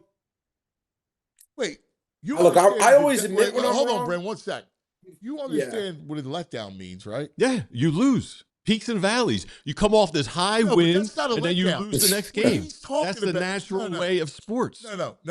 What he's Yes, talking about. Yes. Listen. No, I don't want to listen. I don't like your Listen, premise. 1 second. What he's talking about is you have this exalted win, Yes. and then you go play the next game, Yes. and you're not as up for it. Yeah. They weren't. No, they were. They were up 15 Wemby had what? points. 4 Yeah, points in the it's the first opposite. quarter? 6 No, points in the first They were quarter? up. They were up 15 in the game. Yeah. They it ran out took of the steam. Knicks- If you were to say took the Knicks a the little while to get 7-game going. series took them out, took a lot out of them, I and they did. couldn't That's finish. what I said was going to All happen. right, but it's not a letdown. That's not the definition of a letdown. Not what Brain and I talk about. Well, a letdown is And a by the loss. way, VG, I have been probably more than anyone I know more pro Knicks than anyone I have seen in this industry talking about the Knicks. Oh, yeah, I you're have Mr. been- Knickerbocker. I bet the Knicks in the series. I had a huge. I actually think the Knicks are quite good.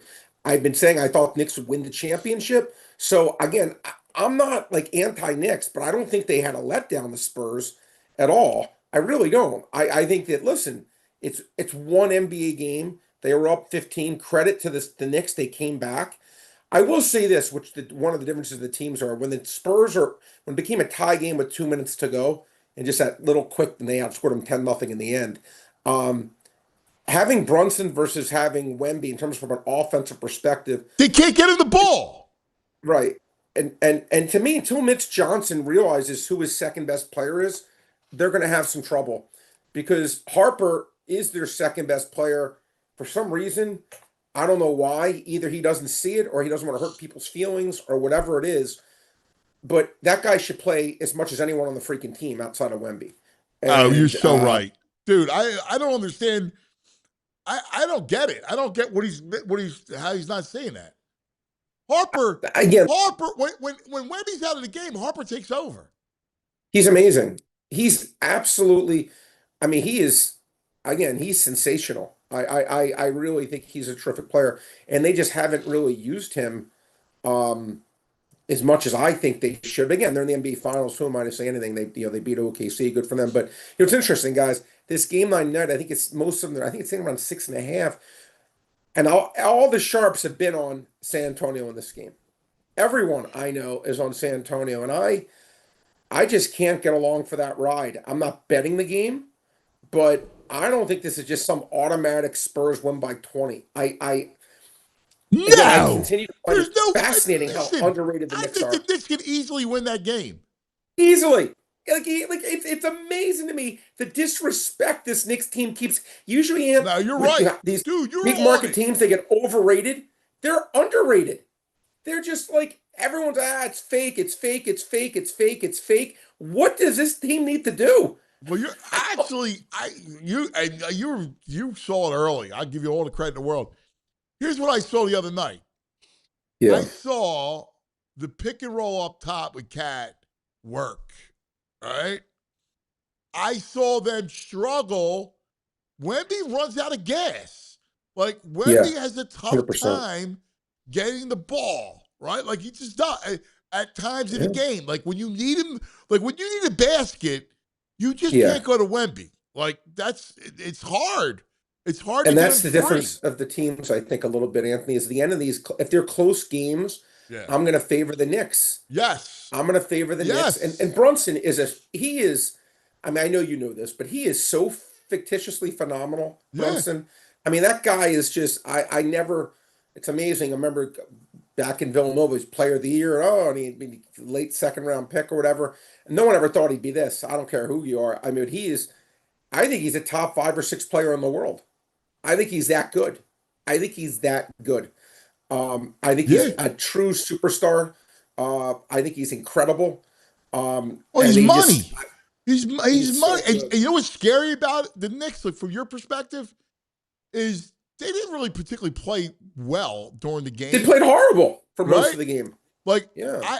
You know who I think has a big night tonight? Who? Cousin Bridges. I bet is over 11.5. It's funny. It was 14.5 game 1. Thought that was maybe a tick too high. They lowered 3 points. 3 points. I'm like, that's too big of an adjustment here. Give me over 11.5, Mikal Bridges. One of my bets for the night. Who else you got prop wise? I took Bridges over 11.5, and I took Dylan Harper over 11.5. Those were the two that I did. The only two I did. Did have a good night in this night. I won on but the props from the other day. I didn't take Brunson over 24.5 again. I leaned that way, and I had Wemby under 27.5. Both those got there, but I'm laying off those two. But Dylan Harper, I think it may be up to 12.5 now. But I'm just using a little bit of common sense where I don't know how they don't keep this guy has to play more considering how good he is. I know. And I'm thinking as the series goes on, they're going to just really realize this is our second best player. He's got to play more. And I just think he goes over. And I thought Bridges was just too low of a number at 11.5, too far of an adjustment in my opinion. But it's amazing watching Landry Shaman off the and Landry Shaman every game makes every 3-pointer. I mean, the Knicks, again, they're just, everything is like just going so well for them. They're just playing really, really well. Good basketball now. I don't think this is an automatic Spurs W. I didn't bet it. I'm tempted. Again, I'm tempted. Every sharp who I respect is on the Spurs in this game. So I do always respect people who I know are good at this. And they're all on the Spurs. And I just, again, it's just, I can't, I'm definitely not going to play the Spurs, but I'm not sure if I'm going to play the Knicks. Because to me, I would have made this line 4.5. And to me, 6.5 is just, I think it's utterly ridiculous. I don't think the Knicks are just like, all right, we got our split. Let's go back to the Garden. Who cares? I don't see it like that. But maybe Brain, do you put there? It's floating around. I mean, I don't know how big you are in the trends and stats and 19 teams have won game 1 of the finals on the road, and only 8 have gone on to win the series. Interesting. I never heard that. That actually is interesting. Well, what I would say to that, and the obvious answer of why that is, would be the other team has home court is the favorite team. So the favorite team, basically, they're saying, even if they go down 1-0, the better team, and when I say better / favorite, same thing, the better team should come back and win only being down 1-0. That's the reason for that. Now, what's interesting is, out of those other, like, I'd love to see all the times that like, at least if they've won 8 out of 19, I'd like to see what is the percentage when just an underdog team wins the finals. I guarantee you it's a lot less than, let's say 8 out of 19 is about 42% or so. I'll bet you it's way less than 42%. But again, we'll see. It is going to be hard for them. I don't think the Knicks are just going to steamroll this team personally. I think that the Spurs are certainly good enough to come back and win. But look, again, it was an exciting game. I mean, they were down on Brunson. I just didn't want Brunson being hurt. When he got hurt, I'm like, oh God, I didn't want to see a finals that is decided because Brunson's out, right? I'm like, all right, that's I want to see which of these two teams is better. I still think this is going to be a long series. I still think this is going to be a good series. I think either team can win every one of these games. That's how I see this series. I think all these games should be relatively tight. I don't think we're going to see the blowouts that we saw in every Knicks game before this. I think the Spurs are good enough to stay with this team and make it very competitive. And I think it's going to be, again, I think it's going to still be a 6 or 7 game series. Champagne's interesting to me because I think he's real. He is. I bet over 9.5 game 1. It's now 10.5. I lean over. He gets good looks and he's their best shooter. I know. He's their best shooter. Yeah. Without question, he's their best shooter. And he's playing real minutes. I definitely lean over him. I was tempted to bet over 10.5 because he's averaging in the postseason over 12. Again, all these edges, guys, it's always going to be like a point here. It's not going to be like, oh, I'm getting a Right. 5-point edge. Right. It's always going to be, you're looking for like a 1-point edge, which could be the difference between, you could be a 55% plus better versus a 50-50 bet based on that 1 point. You're never going to say, oh, I think Bridges actually should have been up closer to like 13.5. I think maybe I have a 2-point edge on that one. All right. Before we get to baseball, Jules, get the NBA game ready because I want to play this with Brain. Oh, good. All right. Because we're going to play a game with you. Have you heard of 82-0? No. 82-0. Brain's going to go nuts. All right. Before we get to 82-0. My mind is blown that he hasn't heard of it. Brain is going to love this. You're going to absolutely love this game. I was like, okay. I can't wait to play this with the Brain. Brain's going to love this game. But first, you got any baseball for us tonight, or? Yeah, I did. I did 2 things. Well, actually, 3 things tonight. I took under 4 in the 5-inning line in Christian Scott versus Michael King. I feel I think that's going to be a lower scoring game. I would have made it 3.5. Again, all these edges are always going to be somewhat small. Listen, just take unders with the Padres team total. Yeah, unders with the Padres are good. I did take the Padres also in the game, not in the 5-inning line. I took the Padres in the game. I laid $1.18, I believe it was. King has been their best starter all year. Scott and the Mets stink. Well, but what's that? And the Mets stink. I like the Padres bullpen a lot better. So to me, in a game like that, if that game is 3-3 at the end of 7 or whatever, I like my chances of winning that game. So I did under in the 5-inning line, and I took the Padres in the game, and I took I took one against the Marlins. I took Tampa Bay in the 5-inning line, laying $1.30 today. Rasmussen's going against the Marlins. Don't need to take the Rays in the 9-inning game, but in the 5-inning line, Rasmussen always pitches his 5 innings. Usually pitches them well. $1.30 was very reasonable. You love Rasmussen. He's good. I know. No, it's funny, but I know you like him. How about? Yeah, he's been a guy. You're right. That has been one of my guys. How about the Phils tonight? Phils Sox. Lizard. Yeah, I mean, yeah. I mean, it's funny. The Phillies were very good to me, Anthony. The last 2 days, I got both were close, but I took the Phillies in the 5-inning line in both games, and it was just very relaxing that Sanchez and Wheeler both pitched freaking shutouts. This is Luzardo against K. White Sox have been like a pesky team all year, just hanging around.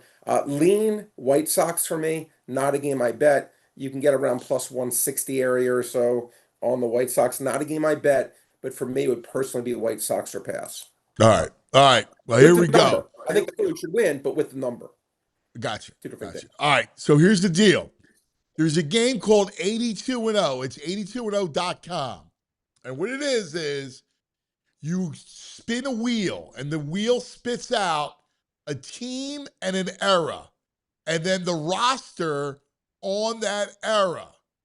And then you try to build your best 5 to go 82-0. At the end, it spits out the record. You get 2 challenges. You can challenge a team, and you can challenge an era, all right, through the course of the process. Are you ready to play, Brain? I can't wait. All right. Spin it, Jules. All right, we got Boston of the 80s. That's a good one. You got Birds.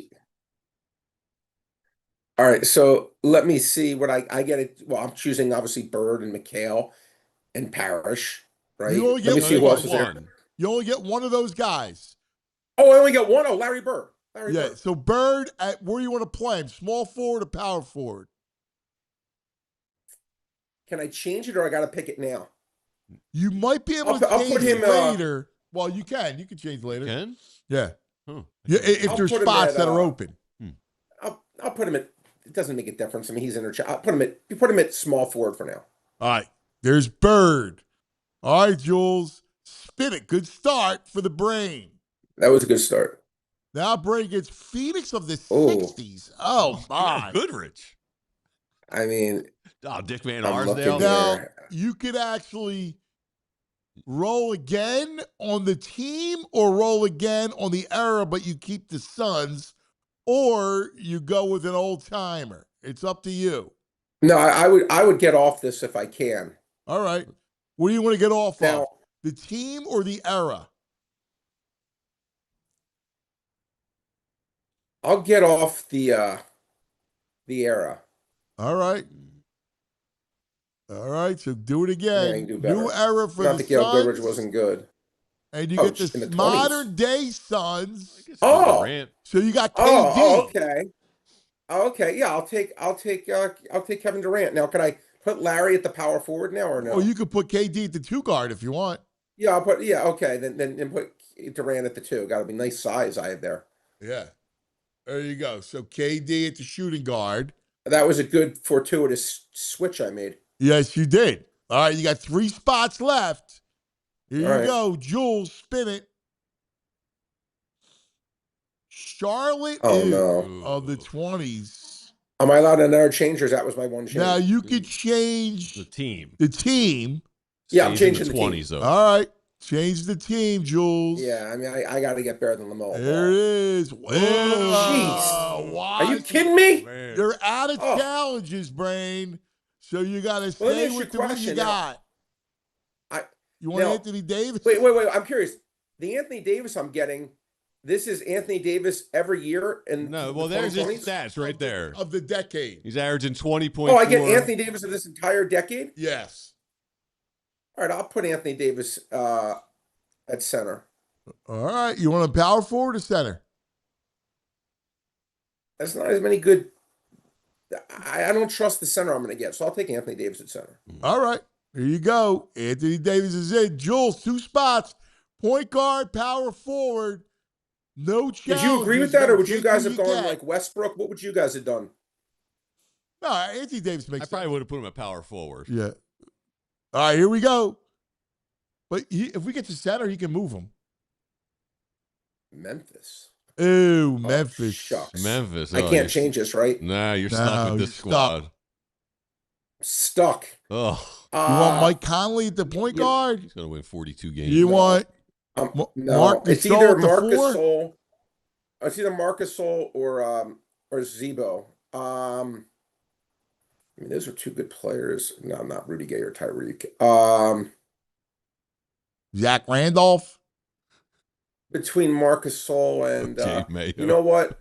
I'm gonna put Marcus Sol at center, and I'm gonna put AD at power forward, if that's okay. All right, Jules. Move. I mean, I could have just taken Zach Randolph. Drag him but over. I like Marcus Sol better. Yeah. And then Marcus Sol goes in the center spot. And I need All a right, point now guard. he's hunting point guard. I should be able to get a point guard. Boston, here you go. They don't really have a point guard. I Though. don't have a point guard. Point guard's weak. Go down, Jules. Man, There's still no point. There you go, Brogdon. Malcolm No, Brogdon. they gotta have I'm not going somebody. 82 and 0. Where's Drew Holiday at? They're not there? Yeah, where's Drew Holiday? Yeah, where's Drew Holiday? Oh, Derek White, Marcus. He Smart. averages Okay. 11 and 4. I mean, he might have a losing record. Derek White. I'll go Derek White. Yeah, go Derek White. He might be 39 and 43. Yeah, Derek White. It's not that bad. It's not 82 though. All right, we got to guess. How many wins is this team? Marcus Sol, right? Yeah. Anthony Davis, Larry Bird, Kevin Durant, And Derek White. and Derek White at the And point. this is against What's that what era? Yes, Like they this use- against just. Is 46. this against two? Yeah. I'm gonna say this team Oh, wins yeah. 69 games. 46. I'll say Oh, 50. I'll tell you what I'll do. I'll tell 46. I'll say I will- 56. Oh, I'm going way over both. All right. Here we go. You got to be kidding me. 56. Come on. 64. Oh, 64. All right. There you go. Not bad. Not bad. You got 64, Brain. Yeah, no, it's. I mean, it's. I mean, Not Anthony and I 82 have and 0. gotten 82 and 0, so you got a little work You to have? do. Yeah. You know, I played You it got 82? 1,000 times. I mean, you know. I went down a rabbit hole. That's yours. Go, dude, there's the football game. Next week, we'll do the football. All right, I look forward to it, man. I look All forward right. to it. Look All forward to right. it. Good work, Brain. Good stuff. Appreciate you guys. And VG. Yeah. VG, I love you, but Anthony, me, and right on this one. That was not a letdown. Yeah, it's a letdown. You're smarter A than letdown this. game's a loss. They were coming off. You- a hard you series. went to Penn. You You're acted smart- like the you're Knicks smarter were on a than this. yacht for 2 weeks. They You're were going to come smarter than out and be this. horrible. You're smarter than this. You're smarter than that. No, Come he's on. not, That's Brain. not a He's letdown. not smarter. He's not. He's not. He doesn't know what he's looking at. Welcome to my world. All right? Be good, guys. Appreciate See you you, both. Brain. There he is, the Brain checking in. Thanks, Colby Colbs. You were right. That's not a Fit letdown. Dad. VG's dead right. No, he's not. He's wrong. That's Take your not, victory lap, VG. That's right. Thank you, not chat. the definition. Chat, listen to me. That's not the definition of a On letdown. comes Scott Player. The letdown is when you When you come out lose. flat. No, After a it's big not. game, after a big win, you lose. No, it's the not. peaks and valleys. No, it's not. You're let down. You're in the finals. Don't be stupid. Nobody's let down a game. Do you want? You're up 15. Why do you do Yeah, this and to they me? choked. That's a letdown. Oh. Up 15. No, it's not And a then they letdown. lose. Yeah. That's not what a letdown is. Wemby had- You're such a non-sports guy. Wemby came out and had 6 points in the first. Meg! Come here! Meg! Jesus, my ear is blown out. Let her go, Todd. Meg, do me a favor. Oh, Todd, it's Mujan in there. Do me a favor. The definition of a letdown. Before we get this, just come here. Take his. Here. Hi, everyone. All right. Okay, The definition of a letdown game. Oh. Like, so you have a big have a win. big Witness. You have a big win. Yeah, and then you come out flat, right? Yeah, sure. Like Phillies. Yeah. Exactly. Yeah. Phillies in 23, like the playoffs. Well, you come out flat. You just Yeah, come out flat. You're not like happens in I thought you were football. asking me for like actual examples. No. Like, off the top of my head. No. Comes out in football all the time. Yeah, absolutely. Right, like Eagles have a big win on Monday night. Right, and You're left out on Sunday. Yeah, when we played in Cleveland. Yes. Yeah. Would you designate the Spurs loss to the Knicks as a letdown? They were up 15. Leading the witness. Objection. No, she's a true sportsman. If you're up 15, like if they had gotten blown out like the Sixers did in the first Right. in the first game against the Knicks, Right. if that was a letdown. Yes. Right. Yes. Like because they just got blown Yes. out. Exactly. But you can't be up 15 Right. and then lose. Like, Right. That's not. You're exactly right. That's why you're a sportsman. Happy to be here, everybody. I could interview 2,000 You're an idiot. Spurs fans, and they would say they not- were let down at that game, and it's a letdown. Get out of here. Just That's too go different. watch whatever it is you do. Leave the sports. That's Love Island. alone. It's Love Island. Let Meg handle the sports. Love Philly Hour coming up next. Good to see you, Mike. No, back in the day. I didn't want to deal with him. I don't want to deal with him. It's a great Let's one, just too. go. I Jay. need cocktails. Is Oscar on- here? No, he's on 95. He'll be here shortly. We're going to set the studio up. Let's go to great job, Jules Rules.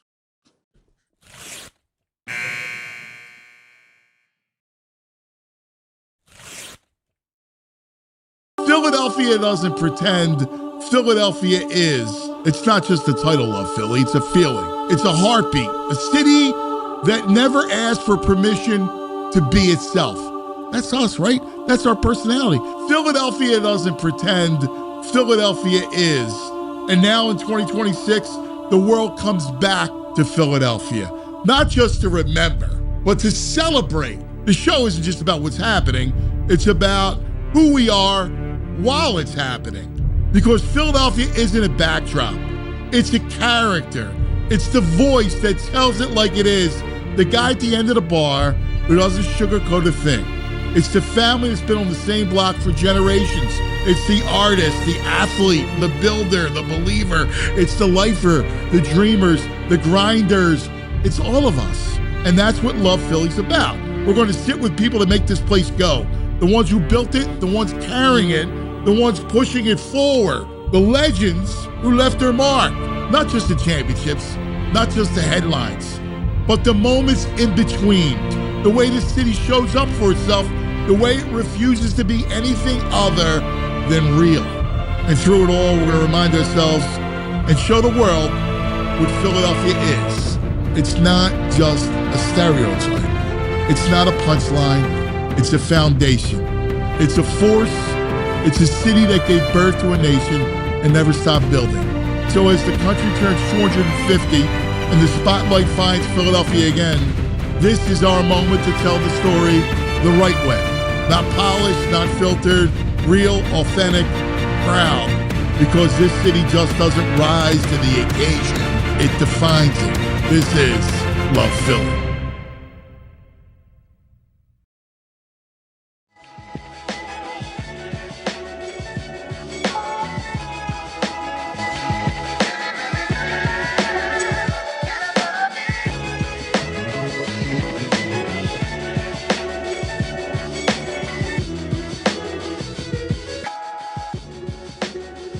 Love Philly. Wawa loves Philly. Philly loves Wawa. That's right. Thanks to our good friends at Wawa. The best, the best, the best, the best. Speaking of the best, joining us as we do every week, we are close. 6 days. 6 days away from the World Cup. El Presidente herself. That's right. The great Meg Kane. Good morning. Good morning. That's right. Thank you for your support there. Absolutely. I needed you. Sorry. Listen, he drives me insane. He does. I know. He just drives me Everyone insane. Someone said that the last time I was on, they were watching. No, Meg and Pat don't drive you insane. Everyone else does. No, Jules does it. Mateo does it. Give him time. Give him time. I mean, Ben does it. I love Ben. It's just you, Nosferatu. Did you see the attack of the Nosferatus? I did not. Oh. Sorry, Jules. I missed this. Oh, yeah. What Attack of the Nosferatus is coming. Geez. Be careful. Oh. Oh, I did not know what we were going for, but whoa. Hey now. 3 generations. He's making fun of my ancestors. Come on. What an evolution. I don't know if that's good or bad. I'm not sure either. Your reaction is the best. Just not sure. Yeah. Not sure what we were going with there, but all right. Happy Friday. Happy Friday. TV Time will be along with us in a little while. But let's go. We are inside a week. Yeah, so exciting. Lemon Hill is coming together. We're living vicariously through photos. The stage is going up with the main screen. We're starting to see the entrance signs going in. It's unbelievable. Banners are up all around the city. Station domination at 30th Street at NRG Station for World Cup. There's just it's enormously exciting. It's also surreal. Team is absolutely killing it, crushing it, working through everything. Yeah, but we're I think ready to go. Wow. Absolutely. Earlier this week, Dan Hilferty, Michelle Singer, Giselle Jones, Lauren Lambrugo, Police Commissioner Bethel, city, all the representatives got together for a press conference, and everyone's ready. Everyone's ready to roll. Unbelievable. I know. It's going to be incredible. I mean, it's got to be surreal. Well, it's very surreal. I mean, we're in the window of looking at the weather. Think about that. Like, right? Of like, what's it going to be next Thursday when we open, right? What's Friday look like when the U.S. men's national team plays? We have a community day down at Subaru on Friday with the Ivory Coast. So there's some really exciting. I mean, it's just going to feel really exciting. It looks like a wet weekend. It might, but I don't know. It's only a small percentage. Small percentage. Might have a passing storm or something. Right. I was going to say, it's not like that Memorial Day weekend. It was like 110% rain. Right. And by the way, the temperatures are great. 86, 88. I'll take it. Perfect. Great. 80. Yeah. Yeah. Anything under 50% is good because that usually just means. Yeah. We're in touch with NOAA and, all of AccuWeather and everyone reporting in, and, they'll keep us safe. So tell us how it will all work. Like, FanFest times and everything else? So we have operating hours on the website Right. across all of our socials right now. Every day is different because Right. it all Because of the depends matches. because all the different times of the matches. So we'll start with day one where we'll ribbon cut Fan Festival, Oh, I love which is so exciting. Right before we open at 2 p.m. on Thursday, on June 11th, we will have the match is at 3 p.m. Opening match is Mexico versus Republic of South Africa at Azteca Stadium, the most legendary Mexico City stadium, 90,000 it seats. It's extraordinary. And then we just announced that Luis Fonsi, who sings Despacito, is performing at our opening concert right after the opening match. No way. Yeah, it's Oh, coming, that's cool. which is super cool. So we'll be rolling out announcements on talent, on more performers. We're going to have community performers. We have a giant soccer activation. So even when you're there, like you can be doing skills and drills, 3-on-3s. We've got lots of the 3v3s will be yeah. great. That'd be fun. It's a huge activation. We wanted soccer to be at the heart of this, which is great. But for families, again, it's free to enter. Our registrations look incredible. Pre-registration. So we ask everybody to pre-register, not just so that we have everyone's name and phone number so that we have a sense of who's coming on what day. Right. So that way, if we do have to put out an alert for weather or something important, right, that we have everybody's contact information. But we're doing great. We're over 100,000 pre-registers for FIFA Fan Festival. Wow. Yeah, in a country that we know people wake up and go like, I think I'll do it today. Yeah. And you can literally be walking by and decide on the whim, you know what, let's take a walk over to Fan Festival, QR code right up and in. It's awesome. Wow. We also announced Flash.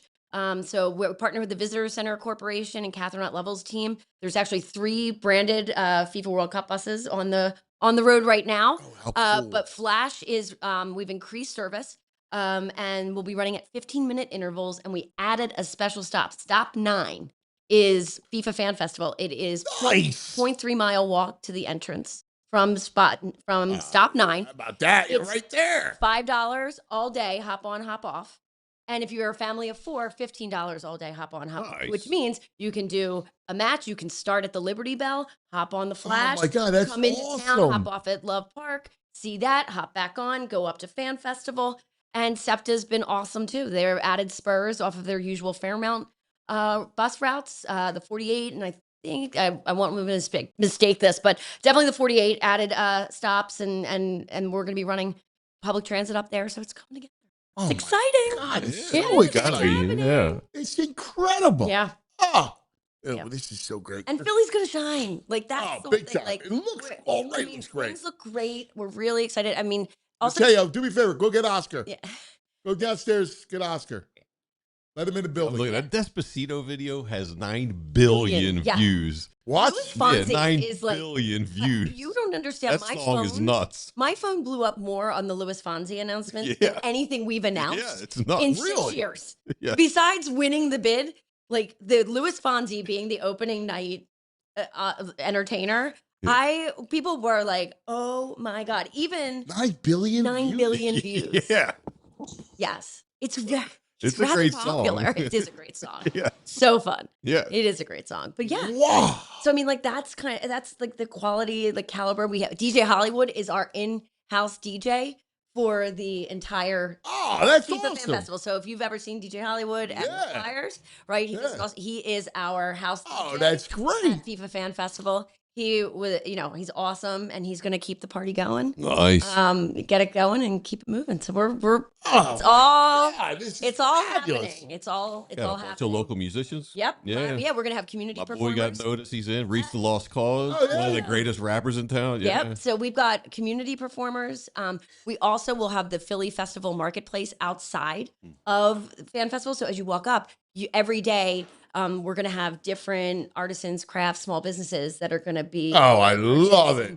Kind of get that Philly flavor of like of how cool Philly is because of our small business touch. So before they go into Fan Festival, and then right now, I mean, there's a 2-story beer garden that's being built by Anheuser-Busch. We've got there's an 18,000 square foot FIFA store in the middle of the park Oh right now. my God. I mean, I was sent a picture and I literally thought it was a rendering and it was an actual photograph of the store. It looks incredible. So I think people, I mean, it's Home Depot's It's gonna building, be Bank of wild. America, food trucks. It's going to be awesome. It's going to be amazing. Oh my God. So This excited. thing. And free, 39 days, every day that the tournament's happening, and it's free to enter. And that's, I think, freaking cool. Yeah. So like, you don't have to be like, oh, you know how sometimes there's always these cool things and it's like, oh, I have 10 things to do this weekend. I wish I could have gone. Mm-hmm. This is one of those times where like, you've got like, there's a moment in 39 days where Right. you could be like, we're going. Right. Right. We'll have U.S. men's national team on the 12th. We'll have a big day at FanFest on Friday, the 12th, because U.S. men's national team kicks off. First match is 9 p.m. So we'll be going that night and all days, Saturday. And there's a lot of great That's matches. gonna be awesome. Yeah. Watching that game. Yeah. In an outdoor like. So do you remember the what was the name of that place? Oh, the Piazza. Yeah, sure. Northern Liberties. Yeah. Yep. So I remember when it first opened, right? Yeah. I did an event where I watched a Monday night Eagles game. Yeah. And it was awesome, right? It was just like, 'cause I love, like, I used to be jealous. You'd watch like the Raptors and they would have the North and then all these people in a square watching the game together. Yeah. And like, I remember the Piazza being so much fun. I was like, oh, this is awesome. Watching the side of a wall. Sure. Huge, right? The whole nine. Watching U.S. men's national with all those people and at that size of a screen. Oh my God, it'll be ridiculous. It's going to be amazing. I mean, that's all the party at, like, right. All the accoutrements, all the accoutrements, all the things, which is going to be awesome. And I will say, as we look ahead, we're not looking ahead past the World Cup, but obviously after the World Cup comes Eagles.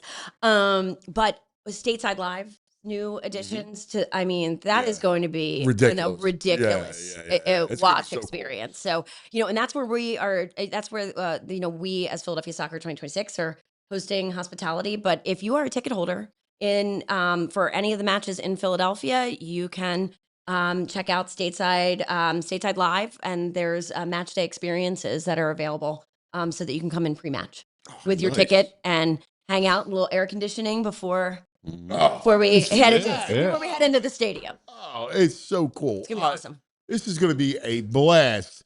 All right, we're gonna take care of some business. We got Todd coming up. Ben, come here real quick. Now, did you hear about the bird?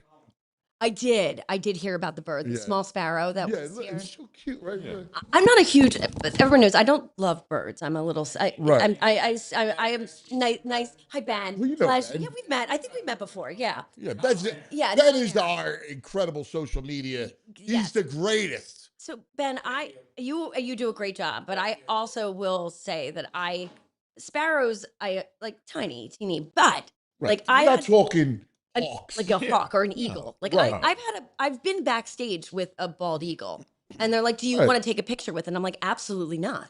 I don't need to die by bird." Right. Okay. Well, we're not like there's a talking, lot this of is things. Jurassic Park. Right. Well, exactly. I understand. If you guys It's like a child's petting zoo bird. Yeah. Right. Like sweet little thing. I think this is what you're here. I have a feeling if you didn't know that, you walked around with a hockey stick. A hockey stick. Yes, he's gonna swat the bird with a hockey stick. I didn't see any of the footage. I just heard about it. Jules, would you like to show the footage? This way as back. good as the last thing you showed me that I had no idea what was coming. So, and I didn't even get a chance to defend myself. Well, here you go. It's hard to you defend can defend yourself. Okay. Fran's comparing me to an offensive lineman. Not. No. He said that offensive. they're more fluid and agile, pretty much. Oh, no. Oh, no. You have it, Jules?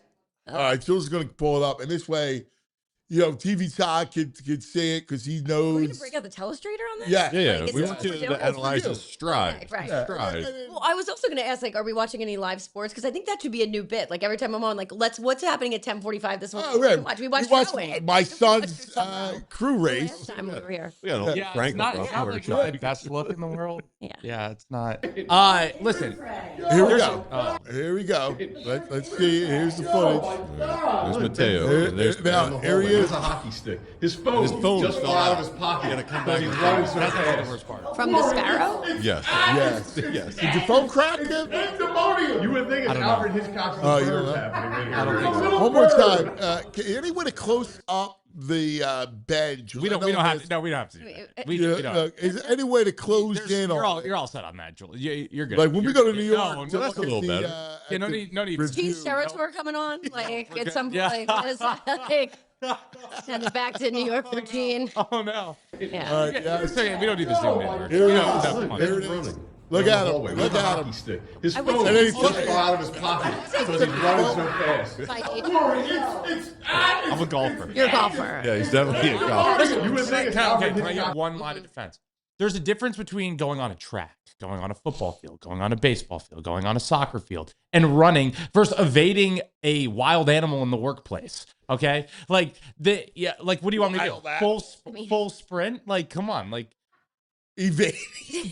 I think It wasn't even. evading a wild animal in the if it were like a crocodile. badger. Yes, I mean, yes, that's right. Like you don't know where It wasn't even near you.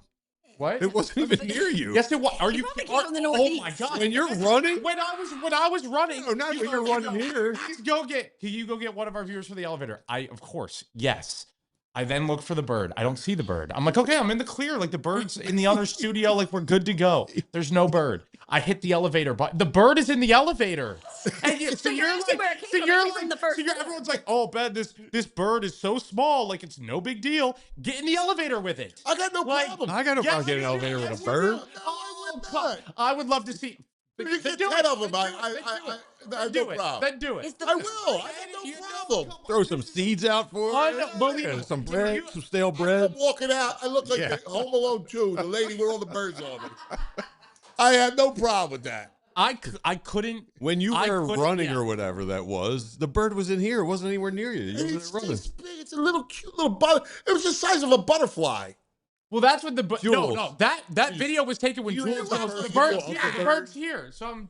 Wait, we have video of the bird so Meg can see how terrifying. She just was. The photos don't do it justice at all. Get in the elevator with it. All right. I'm in. I'm down. Go ahead. It's You go get a bird to get you in. It's a pterodactyl. Meanwhile, I got my man. It's on top of this. It's a little tiny It's the bird. iPhone camera. See, Look how cute that thing is. It's not cute at all. No. It's a little tiny light. It's on. You're right, Julian. It's the iPhone. The iPhone's making it look smaller and cuter than it is. It looked like Grogu. Jules has a filter. Jules has Got a the filter. wingspan of like She has a 3 filter. inches. I mean, come on, man. You kidding me? Oh Lord. All right, we got to take a quick TO. Come right back. TV Todd will join us. Oscar will join. Did you get Oscar? Mateo, I sent Mateo for a mission. You failed? There's no Oscar? Oh, my God. Come on, Mateo. Mateo failed his first I know, we've had mission. multiple comments where they said Ben runs like he needs to go number 2.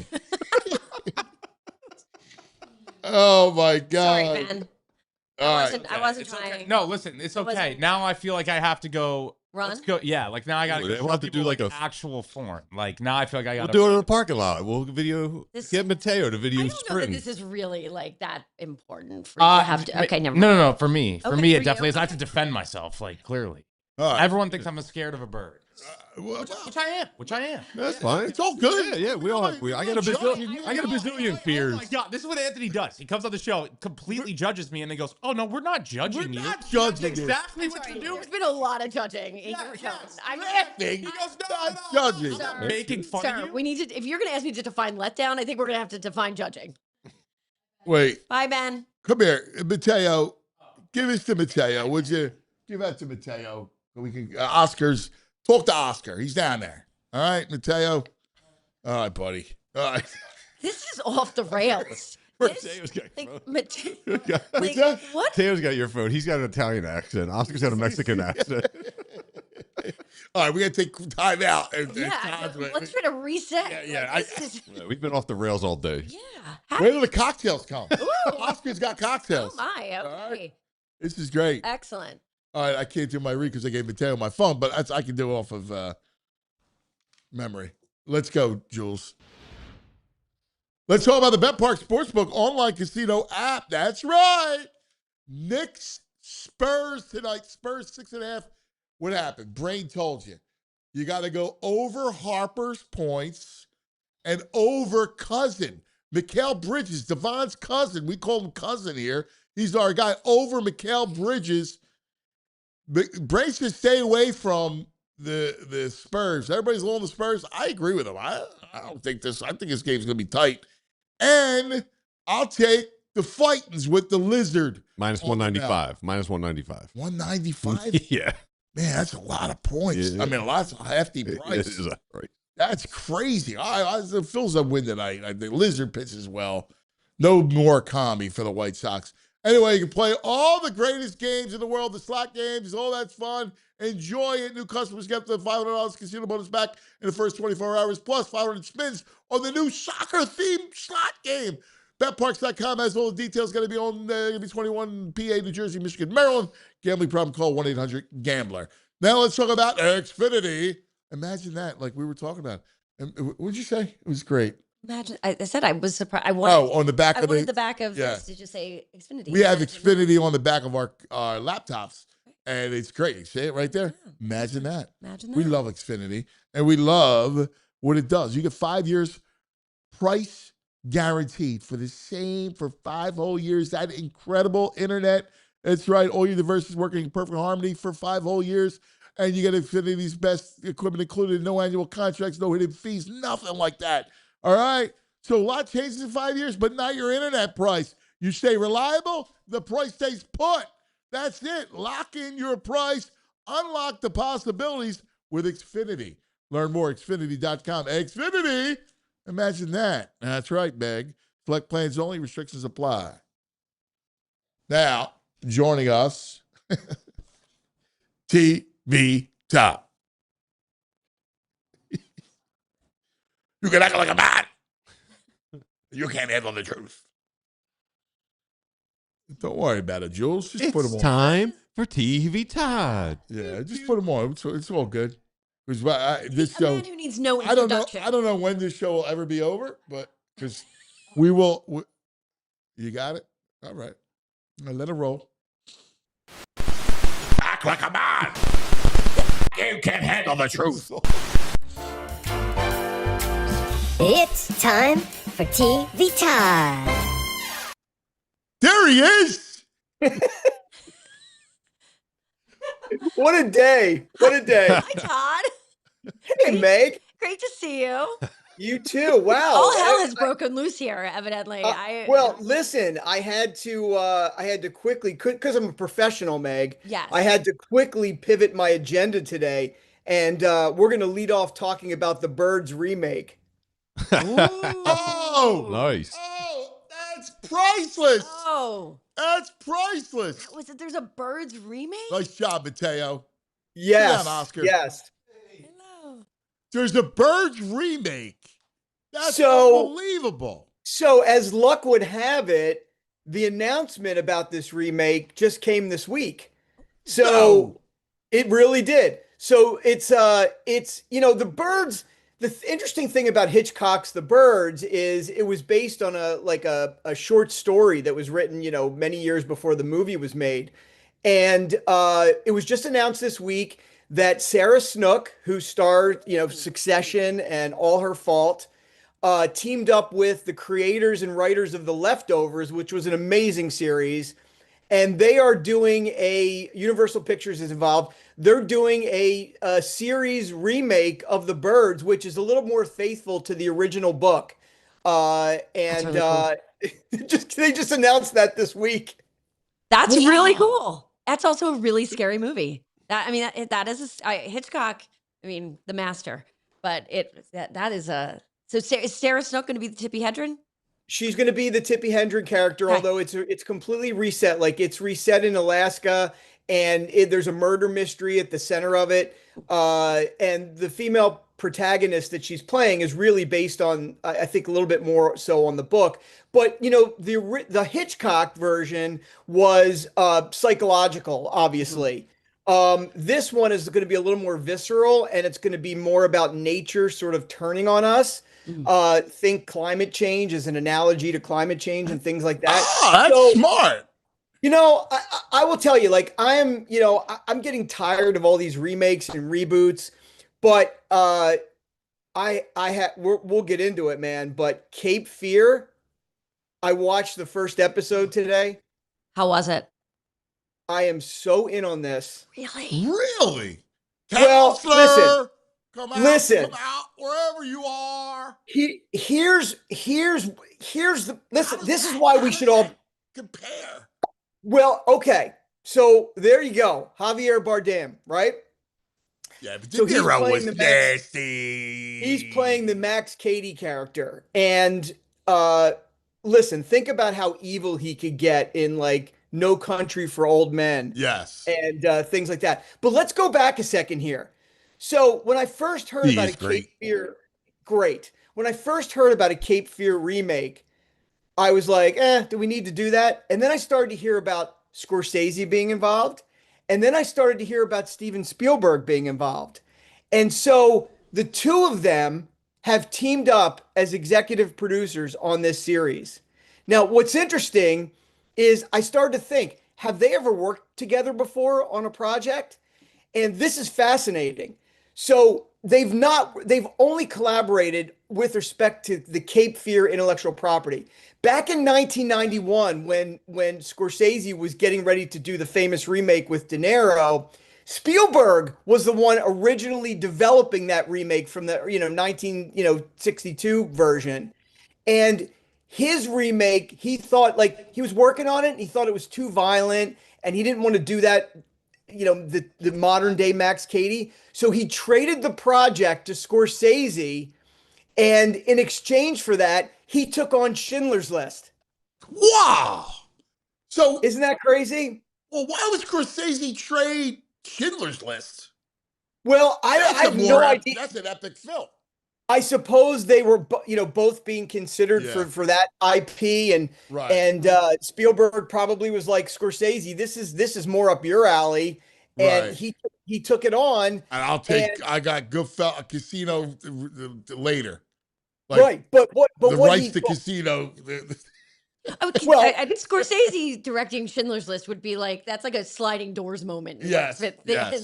Like that would be wild. Yeah, that's funny. That's funny. But what he did also say in exchange, where Spielberg said, "Look, I'll give you this Cape Fear remake property, but we want to produce it at Ambler Entertainment." So Spielberg actually produced the 1991 film, and now they're reuniting together again for the second time ever, I guess, to executive produce this adaptation. And that's cool. It's really, listen, here's what got me right off the bat. I'm going to geek out for a second here, and I love to geek out on this. What got me is I started the first episode. It's going to be a 10-episode series, and the first 2 are out right now. And was it Netflix? It's on Apple TV. Apple. And I started it, and the opening theme just got me. It's the original music. You'll remember it the second you hear it. It's the original. Elmer Bernstein did this score of the original film, which was kind of like Max Cady's theme, and they brought it into the 1991 version, and they brought it into the 2026 version. It's like the theme of, like, you can't remake Psycho without the Psycho music, or Jaws without the Jaws music, or Rocky without the Rocky music. Right. When you hear this opening song, you will remember it right away and be like, okay, I am so in on this series. I'm down. I listen. I'll watch. It sounds. Javier. You're dubious. Well, Javier Bardem looks incredible. Sure. And I'm sure it's probably well done. Yes. I think so. You just I don't know how you get a series out of the movie, but I don't think it's Todd, what you're saying is that it's really is they're taking, is it truly a remake of the movie, or are they like taking the concept and building it out differently for a 10 episode arc? It's very faithful to the Verge. So Cape Fear, the original Cape Fear movie, the 1962 movie that starred Robert Mitchum as Max Cady, that was actually based on a novel in 1957 called The Executioners, which is about a man who was released from prison and goes to terrorize his, former attorney. So Cape Fear, 62, Robert Mitchum playing Max Cady was a little bit more, he wasn't as violent. It was a little more playful. And obviously Robert De Niro's version of Max Cady was just ominous and creepy and scary and all that kind of stuff.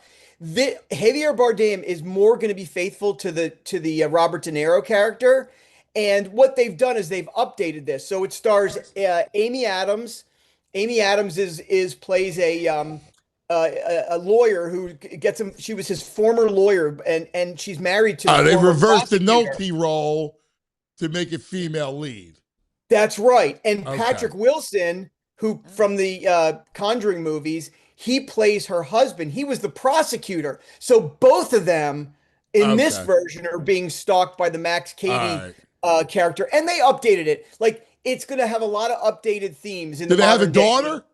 Yeah, they have a daughter. They actually have a son too. Yeah, and it's going to be, include, modern themes of podcasting and cell phones and public shaming and catfishing and all that kind of stuff. So it's the reviews already are really good. Okay. Like, they say it's surprise after surprise after surprise, and Bardem is nothing other than riveting. I can see him being like He's just hard that picture. He's hard to turn away. Right. Like, when he's on screen, it's hard to turn away. I mean, just a picture of him. That gets me to watch. Right. That alone. By the way, say hello to Oscar from Tequilas. There's Hey, Oscar. Hey. Oscar's here. What Oscar's are we brought drinking cocktails. today? What are we drinking? What are we drinking, Oscar? I got a couple of cocktails. What are we making? I brought some the short rib that you love. Oh, the short rib. Tell them what's in the short rib. Jalapeno infused tequila, pomegranate molasses, lime, and sugar. Ooh. Wow. Yeah, it's awesome. I'll take 2, please. Sounds delightful. Also brought the roasted margarita, some guacamole, some ceviche. Oh my God. Nothing get better. That's Tequilas is open. They have when you come in, Todd, we got to go see Oscar, all right? And in the back, tell Todd the back of the restaurant, it's got a street food fare to it. Yeah, so after the fire, we decided to split the restaurant into 2. So Tequilas is now only the 3 front rooms, and in the back we have La Jefa. La Jefa is a concept of, and we invented a new word of Guadaladelphia. Wow, that's cool, man. Which is the concept of Guadalajara food, which is in the past 10 years is been like a boom in the city. So we brought, there's this group of restaurateurs that they own about 10 restaurants in Guadalajara, successful, each one of them. So we brought the chef from that group, and he created the menu for La Jefa, and it's been... So it's a fusion between Guadalajara and Philadelphia? So he came to Philly, saw Philly, like gastronomically, culturally. Right. He saw Philly, and then he created, thinking on Philly, created the menu. Wow. Word of mouth. Word of mouth phenomenal. Everybody loves that place. Give me a dish. Give me an infused or a reimagined Philadelphia dish. We have one of my favorites, tongue salami sandwich. Wow. Which is awesome. It's awesome. Wow. We have, obviously, we have some ceviches, we have some aguachiles, and it's been, our chef, grabbed the whole concept, and it's been, changing the menu a little bit, and also with the same concept, and it's been great. Awesome. And press has been amazing. Great. So good. It's been so That's we're awesome. lucky. We're very Todd, you got to taste the tequila. So they do their own tequila. So in the new place, you saw the barrel? No, the barrel was a victim of the fire. Unfortunately, the barrel, no. Yeah, unfortunately. Aged tequila. You know about the barrel? I do know about the barrel. I love tequilas. The drinking from the barrel, one of my favorites. Sorry.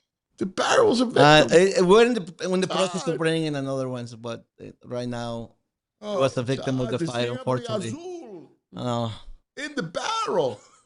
Oh, Todd, I'm sorry. Sorry. No, this is great. This is what this day's all about today. I want because Oscar's sitting there. The audience goes, "Is that Oscar?" You know, because Oscar's been with me for a million years. So he never ages. He looks exactly the same. Tequila. Yes. That's what Baldy says. Tequila. Right. Yeah, tequila. Yeah, true. You gotta run. You have meetings, do you, right now? No, I'm all with you right now. Okay, great. I just got to take a quick TO. All right, come right back and then fire away, brother. This is your time. Okay. First, we got to talk about our friends. Let's talk about Valley Forge. Yeah. Like sometimes you want a getaway, but you don't want to go far. You don't want complicated travel plans. You don't want to go to the airport. Montgomery County, Pennsylvania. Great getaway spot for us. A little bit of everything. History, shopping, entertainment, outdoor adventure, great food, all just right outside the city. You spend a day exploring Valley Forge National Historical Park. Hit the shops at KOP. Check out live entertainment, explore some of the amazing small towns.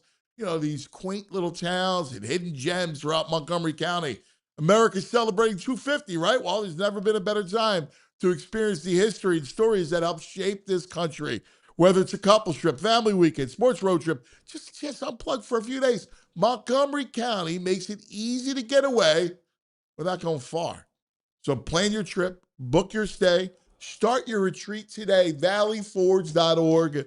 That's valleyforge.org. And hey, we want to thank you all for being part of the PHLY community. And we're always looking for ways to improve our shows, better understand how you listen and what you value most. That's why we've launched a new quick survey. Your feedback, it helps shape the content you love and make it even better. It only takes a few minutes, but it makes a big, big impact. So take a moment, head over to allphly.com/poll, POLL, and let your voice be heard. Respondents have a chance to win a $100 Amazon gift card because we appreciate you. And we want to thank you for being part of PHLY. We want that feedback so we can keep improving, making our shows better. Quick survey just takes a few minutes, and your input really helps shape the future content we have here. You do get a chance to win a $100 Amazon gift card, so head over allphly.com/poll, POLL, and let your voice be heard. They want more Meg and more Ben running. More Ben running. That was popular. Yes. And we always want more Meg. Todd. What else are we watching? Well, I wanted to highlight a movie that's streaming right now on Netflix. No one's talking about this. I'm not sure why they're not talking about this. The new Gus Van Sant movie. If your listeners I know are big Gus Van Sant fans, Good Will Hunting, To Die For, like he's incredible. And he has a new crime thriller that's out called Dead Man's Wire. And I'm already in. Well, just wait. So it's doing really well. It's like over 90% on Rotten Tomatoes. People that are watching it are really liking it. So here's what it's about. It's based on a true story, 1977 hostage standoff. There was this disgruntled real estate developer, and he takes this mortgage broker hostage, and he ties him up in his apartment with a sawed-off shotgun sort of tied and pointed to his chest. And there's a whole standoff, and Bill Skarsgård is in this. Al Pacino's in this. Wow. Coleman Domingo, Kelly Lynch from one of my favorite movies, Drugstore Cowboy. I love Drugstore Cowboy. Best film ever made. Yes. I really think it's his best film of all time. But yeah, so this one is streaming right now on Netflix. Just came out last week. I don't hear a lot of people talking about it, but everyone watching it is loving it. So I'm going to definitely stream it. I think this is one that, I know your audience's taste, and I think they'll really like it. Oh, that sounds awesome, man. I'm totally in on that. Yeah, anything where's it at? Gets me. What part of the country? It's where was it? I don't know. I don't know that. Yeah. I'll have to look that up. But it's 1977, anything 70s totally gets me. Yeah. So I love that whole, the look and feel of the 70s in film. But Bill Skarsgård's great. Like, it's such a great. Carrie Elwes is in it. Like, it's a great cast. Yeah. So I'm definitely going to check it out. It was if I'm right about this, it premiered at Venice Film Festival last year, and got a theatrical release. But theatrical releases now, if you're not Obsession or Back Rooms right now, you're not getting screen time. So that's probably what happened there. And what a dream! Could you imagine premiering your film in Venice? Yeah, I've been to that film festival. It is so picturesque and beautiful. It's crazy. You've been there? Yeah. I went to and I saw. Where is it? Like, I'm trying to imagine. Is it off of St. Mark's Square? Like, where would it be? No, it's a separate little. We had to take a little. Well, of course, you take boats everywhere there, Yeah. but we had to go to. It's on a little island. There's like a little nearby island that it's on. What, Giudecca? I don't know. I'll have to get. I can't remember. I went there. Right My next wife door. and I went there a long time ago. There's a place called Giudecca, which is right across from main Venice, and you take a little ferry right across. It's like 5 minutes. We definitely did a ferry, and we walked all over that island. There were like coffee shops and little cafes. Lido di Venezia. Okay. It could be anything. Could be. That's where it's at? Yeah, it's a barrier island. Oh my God.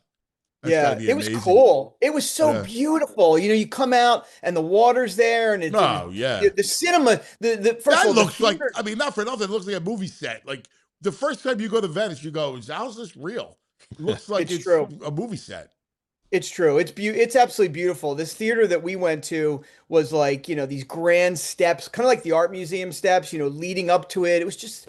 It's such a beautiful festival. If you ever have a chance to go. That's awesome. Anything else, buddy? Well, listen, like I said, everybody is, the two biggest movies right now are, made by a 19-year-old and 20-year-olds, and they're one was made for $750,000 and the other was made for $10 million, and they're both on track domestically to at least make $200 million domestically. So, juggernauts. God bless. Todd, have you heard anything about the show Widow's Bay? I had a couple people tell me to watch this on Apple. It's like kind of like a Joel. Yeah, we talked about it. Did we? When you were away, you might have been away. Okay. You were here. I was here for it when we talked about Widow's Okay. Bay. You were out that day. What's cool about Widow's Bay is, we talked about it when it first came out. We're like, oh, it's very much, New England mayor trying to boost tourism and their supernatural stuff. And it's, feels very Stephen King, like that sort of thing. I didn't know how it would be received. It is blowing up. I mean, it's like people are picking it as one of the best shows of the year. It's like almost 100% on Rotten Tomatoes. Like it's still going. So it'll wrap up pretty soon. For those of you like me who like to binge things, you'll be able to get into it soon. But the reviews are off the charts. Yeah, that's awesome. Have you seen Nemesis? I don't know if you talk about Nemesis on Netflix. No. Awesome. Yeah. No, Nemesis? Tell me about it. Yeah. What's it about? It's about a cop that is obsessed with a 4-people gang that killed his partner, but they hit like twice a year, so it's really hard to track them until he gets them. And there's a lot of. Is it a series or? Yeah, it's a series. Yeah. Oh yeah. Yeah. Nemesis. I like it. That's good. And That's they don't hit. They wait. And then that's a good record. That's good crime stuff, VG. That's a good reco. That's a really good reco. I just pulled it up, and it's being compared to. It's saying if you're a fan of The Departed, which I know you are, and your audience is, if you're a fan of The Departed, you should absolutely do a weekend binge of this one. Oh, I'm in. I'm down. And listen, we know what Anthony's doing now. Yes. Yeah, and also we only have limited time to binge these shows until everything Meg put together for the city kicks in. So get it in now. Thank you, Todd. Thank you for that PSA. I haven't watched a thing in a while, but I have a list going from I have a list going so that on July 20th, I'm just going to start binging things and recover Awesome. through all the TV Todd recos.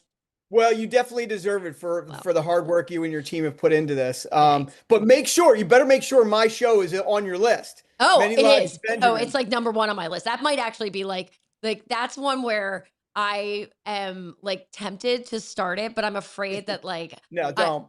Right. I'm like, I won't stop because I know I'll just keep moving. So like, I have to be ready for like the 4 hour, like 4 to 6 hour binge. And I'm like, can I do that? Or am I going to be disappointed? Or am I just not going to sleep? And since like sleep's like hit or miss already, I'm trying to be grown up about my life choices.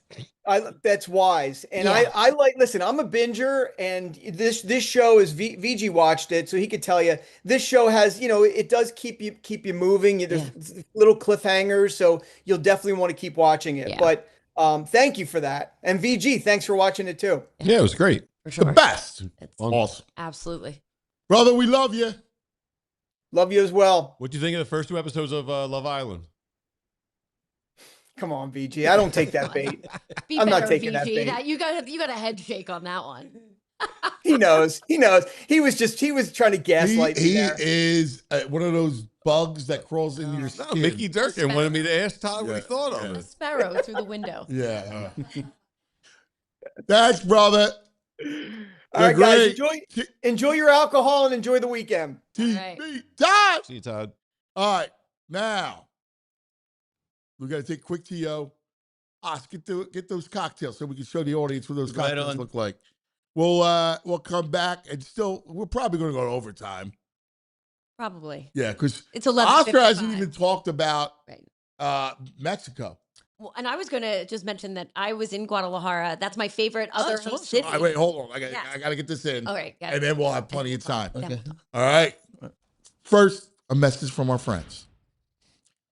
From the soccer tournaments about to commence in South Philadelphia, that big soccer tournament, to our baseball games in the backyard happening, that's right, through the fields. Check out Dick's Sporting Goods. Dick's is the home of summer sports. Whether you're getting ready to cheer on your favorite team or getting the kids geared up to the field, Dick's Sporting Goods, your one-stop shop for everything you need this season. Jerseys and fan gear to rep your teams, all the equipment, gloves, cleats, bats, balls, everything you need for whatever sport you're playing this summer. And don't forget football, because camp starts and they have all the summer stuff there. Stop by your local Dick's Sporting Goods anywhere around the Philadelphia area or shop anytime, Dicks.com. That's right, before the next big game, whether you're heading to the stadium or heading back out with friends, make your first stop, Dick's Sporting Goods, because summer sports start here. Wawa's got tacos. Tacos. Oh, Wawa expanding its freshly prepared food lineup with new seasoned beef tacos available for a limited time. Built to deliver bold, craveable flavor in every bite. We're talking warm, soft tortillas filled with Wawa's savory, juicy, boldly seasoned beef, plus fresh toppings that you can customize your way. You got options too, from seasoned beef, chicken, steak, black beans, shredded cheddar cheese. Pick up 2 spreads like salsa roja, garlic aioli, barbecue, ranch, buffalo, chipotle, and you top it off with shredded lettuce, salsa, fire-roasted corn, onions, or pickled jalapenos, all packed in a 6-inch soft flour tortilla, making it perfect handheld or on-the-go option. Seasoned beef tacos doesn't stop, all right? It's available across the full lineup, including burritos, bowls, and quesadillas, so you can mix and match and build the meal that fits your appetite. But don't wait. The lineup is only here for a limited time while supplies last. Next time you're at Wawa, grab a taco and find your new go-to order. Yeah. This is great. So Oscar's pouring cocktails. So my favorite of the cocktails, by the way, Boo says hello. Boo's like, Oscar looks great. There we go. So one of my favorite cocktails is this thing called a short rib that he talked about. And it's tequila infused, or jalapeno infused tequila. Mm-hmm. Right? So Meg took a sip. And even VG, because VG's I don't know what kind of creature, whatever creatures are from. Yeah, you know, us vamps, we don't like garlic and a little jalapeno, a little much. Right. You all you guys. That's how you evolved from like the first picture to Adam Silver was drinking that tequila, right? Yeah. Is that how that goes? Oscar, let's look at it's a great chance to show the Nosferatus again. He keeps making fun of my family members. Look, Oscar. It's the short rib episode. Who's the scariest? Nosferatu, Nosferatu, Adam Silver, Nosferatu, VG. The guy on my right. No, come on. I'm not. All the money I give you guys at Tequilas. Get out of here. Oscar is a mixologist. Mm. He knows everything. Food, cocktails. Like, it means amazing. So you're piped up. Mexico kicks this whole thing off. That's right. And you got the president of FIFA Philadelphia sitting right here. Hello. Next Thursday at 3 p.m. Right. Yeah, it's Mexico against South Africa. Right. At Azteca. I was just saying, yeah. Have you ever been there, Oscar? Azteca? Yeah, a couple of times. There is I don't know. So funny fact. The boxes at that stadium, they were long life owners, right? So the boxes doesn't belong to the stadium, belongs to the people that own that box. Oh, so it's Right, like so think about a PSL? suite. Yeah, exactly. Yeah, Like, like a it's like suite, an yeah. Eagle suite. With, Yeah. But now these guys are suing FIFA because FIFA took over, and in the contract. Oh, there's a huge fight in Mexico City about it. Wow. Yeah. Really? Wow. And the Azteca, after so many years, I think it was built in 1968. Now is Banorte. The first time that got like a commercial name on it. Wow. Yeah. It's a So tell me, do you think Mexico? Where's when it comes to rank your favorites? Who's Oscar's top 5 to win it?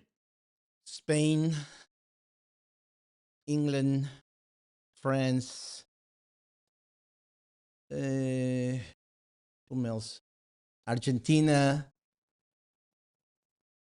and maybe Brazil. And then Mexico is probably on from 15 down. Really? Yeah. You're down on your squad? No good? I'm not positive this Really? What do you think, Meg?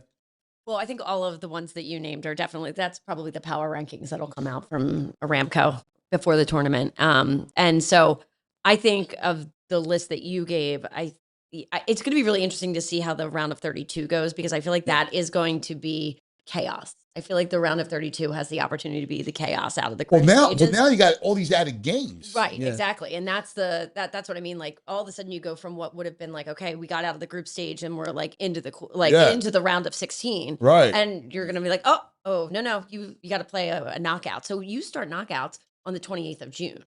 Right. So you're going group stage, and then you go into knockouts starting June 28th. So I think all of those teams have a really good shot. I'm very interested to see how African does, the African teams do in the tournament. I think there's, definitely some, there's some coming in playing really, really well. I think they could give like a run. I think they could upset the apple cart a little bit. Wow. Some of this. And I think, but of all the teams, I think France this is the one. I think France is the one. I think that final is sticking like a raspberry seed in Mbappe's tooth, and I think that they're gonna. Wow, that's a great analogy. Yeah, it's a raspberry seed in Mbappe's tooth. I love it.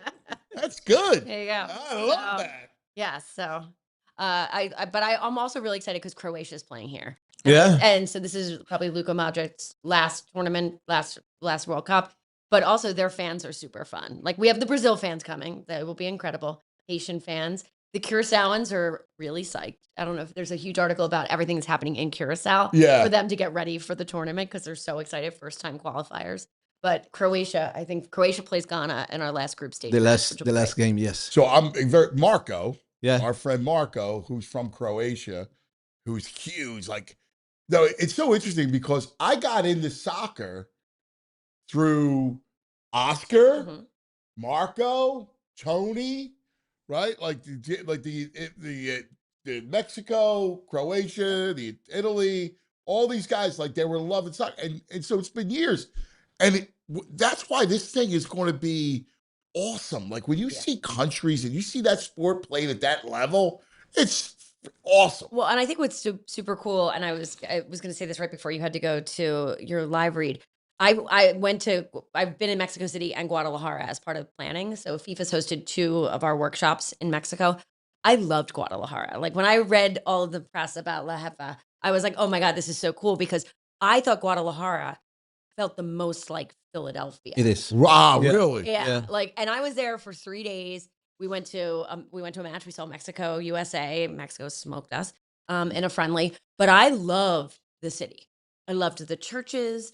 It had such a neighborhood feel. The colors, it's vibrant. It's awesome. I actually have a beautiful print that they gave us as a gift. Yeah. In fact, I was pulling up I was looking because I have a little on my phone. This is their like visit Philly, right? Yeah, that's cool. Yeah, it's really cool about Guadalajara. But I loved it, and their murals. They have these incredible murals, and so there's just so many. So it really does feel like there's so much to be done. I think of all the big cities in all the 3 major cities in Mexico, which is Monterrey, Mexico City, and Guadalajara. Guadalajara might be the, sorry for I'm going to butcher this word, but artiest. Yes. Of the 3 cities. Yes, absolutely. The art scene was incredible there. Everything they gave us as a gift was a piece of art, which was amazing. The food was exceptional. And I loved Guadalajara. I mean, Mexico City was big and overwhelming, but Guadalajara was like I was like enthralled. Did you eat at Pal Real? Ooh, I don't believe so. Pal Real is part of that group. Oh, okay. Pal Real, De La O, Pare de Sufrir, Naires. They have a restaurant now in the Guadalajara Stadium, in the Akron Stadium. Yep. They have a restaurant there also. Yes. I think we passed that in the stadium. The stadium is really cool too. Oh, the stadium is beautiful. Like as it come up, and it's a great sustainability story, and it has natural grass outside of it on it. It's living grass. It's a beautiful.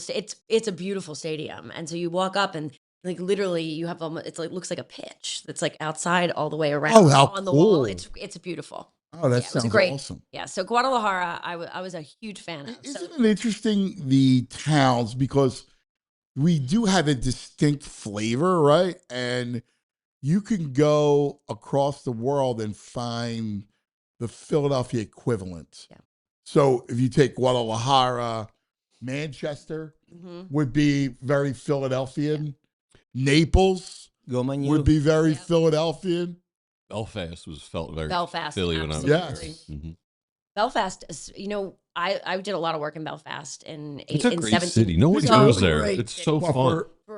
When the Pope went to Dublin, we did work. We advised the Archdiocese of Dublin on World Meeting, but then we also did work for the University of I was at Bryan Communications at the time. We did work with the University of Chicago, and on we did on the Good Friday Accords. It was we did a conference up there, and George Mitchell came and spoke, and it was really cool. I got it actually on the 20th anniversary of the Good Friday Accords. I was there to see Clinton, Blair, Mitchell. Yeah, it was amazing. It was do a conversation. But Belfast, I always say, do not sleep. If you're going to Ireland, don't sleep on Belfast, because the food scene is extraordinary. It's awesome. It's really, really good. Food scene, because you very rarely hear that about Ireland. I know, but Northern Ireland. Right. It's the all of our people. Of course, yeah. I mean, when you go to Dublin, there was, right. It's not quite the same, but Belfast, I would say Belfast, Guadalajara, like there's definitely this grittiness, the murals, the history. The Titanic Museum up there is absolutely one of the best museums I've ever been to.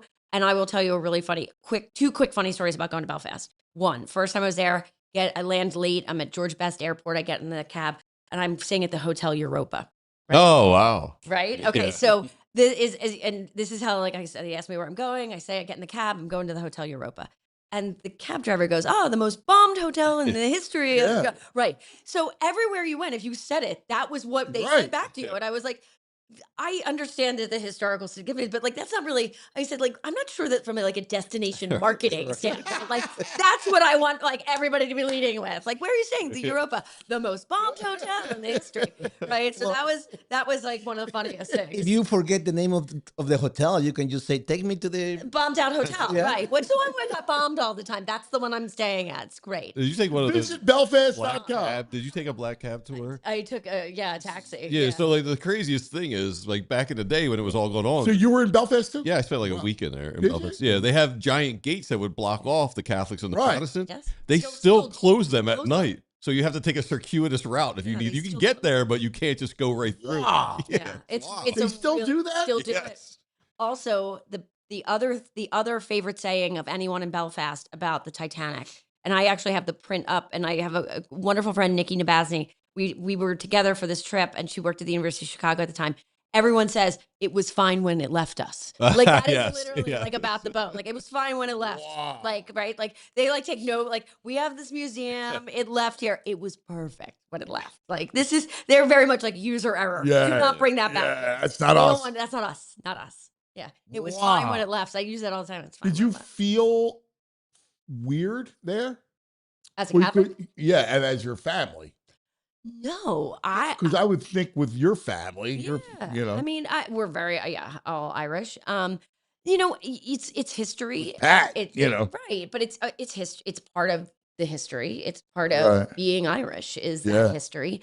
And I think that I think Belfast is just it's just such a unique city. Yeah. And again, to the art, to the murals, to the things that I felt that kinship with in Guadalajara. I felt that in Belfast as like, I mean, even a little, in some respects, even a little more than like as a Philadelphian. Wow. Even a little bit more than Dublin. Although Dublin has the squares. Right, and right, So like there right. were different pieces of it. But Belfast is, I recommend it to everyone. They also have an amazing Christmas market. Oh, cool. Yeah.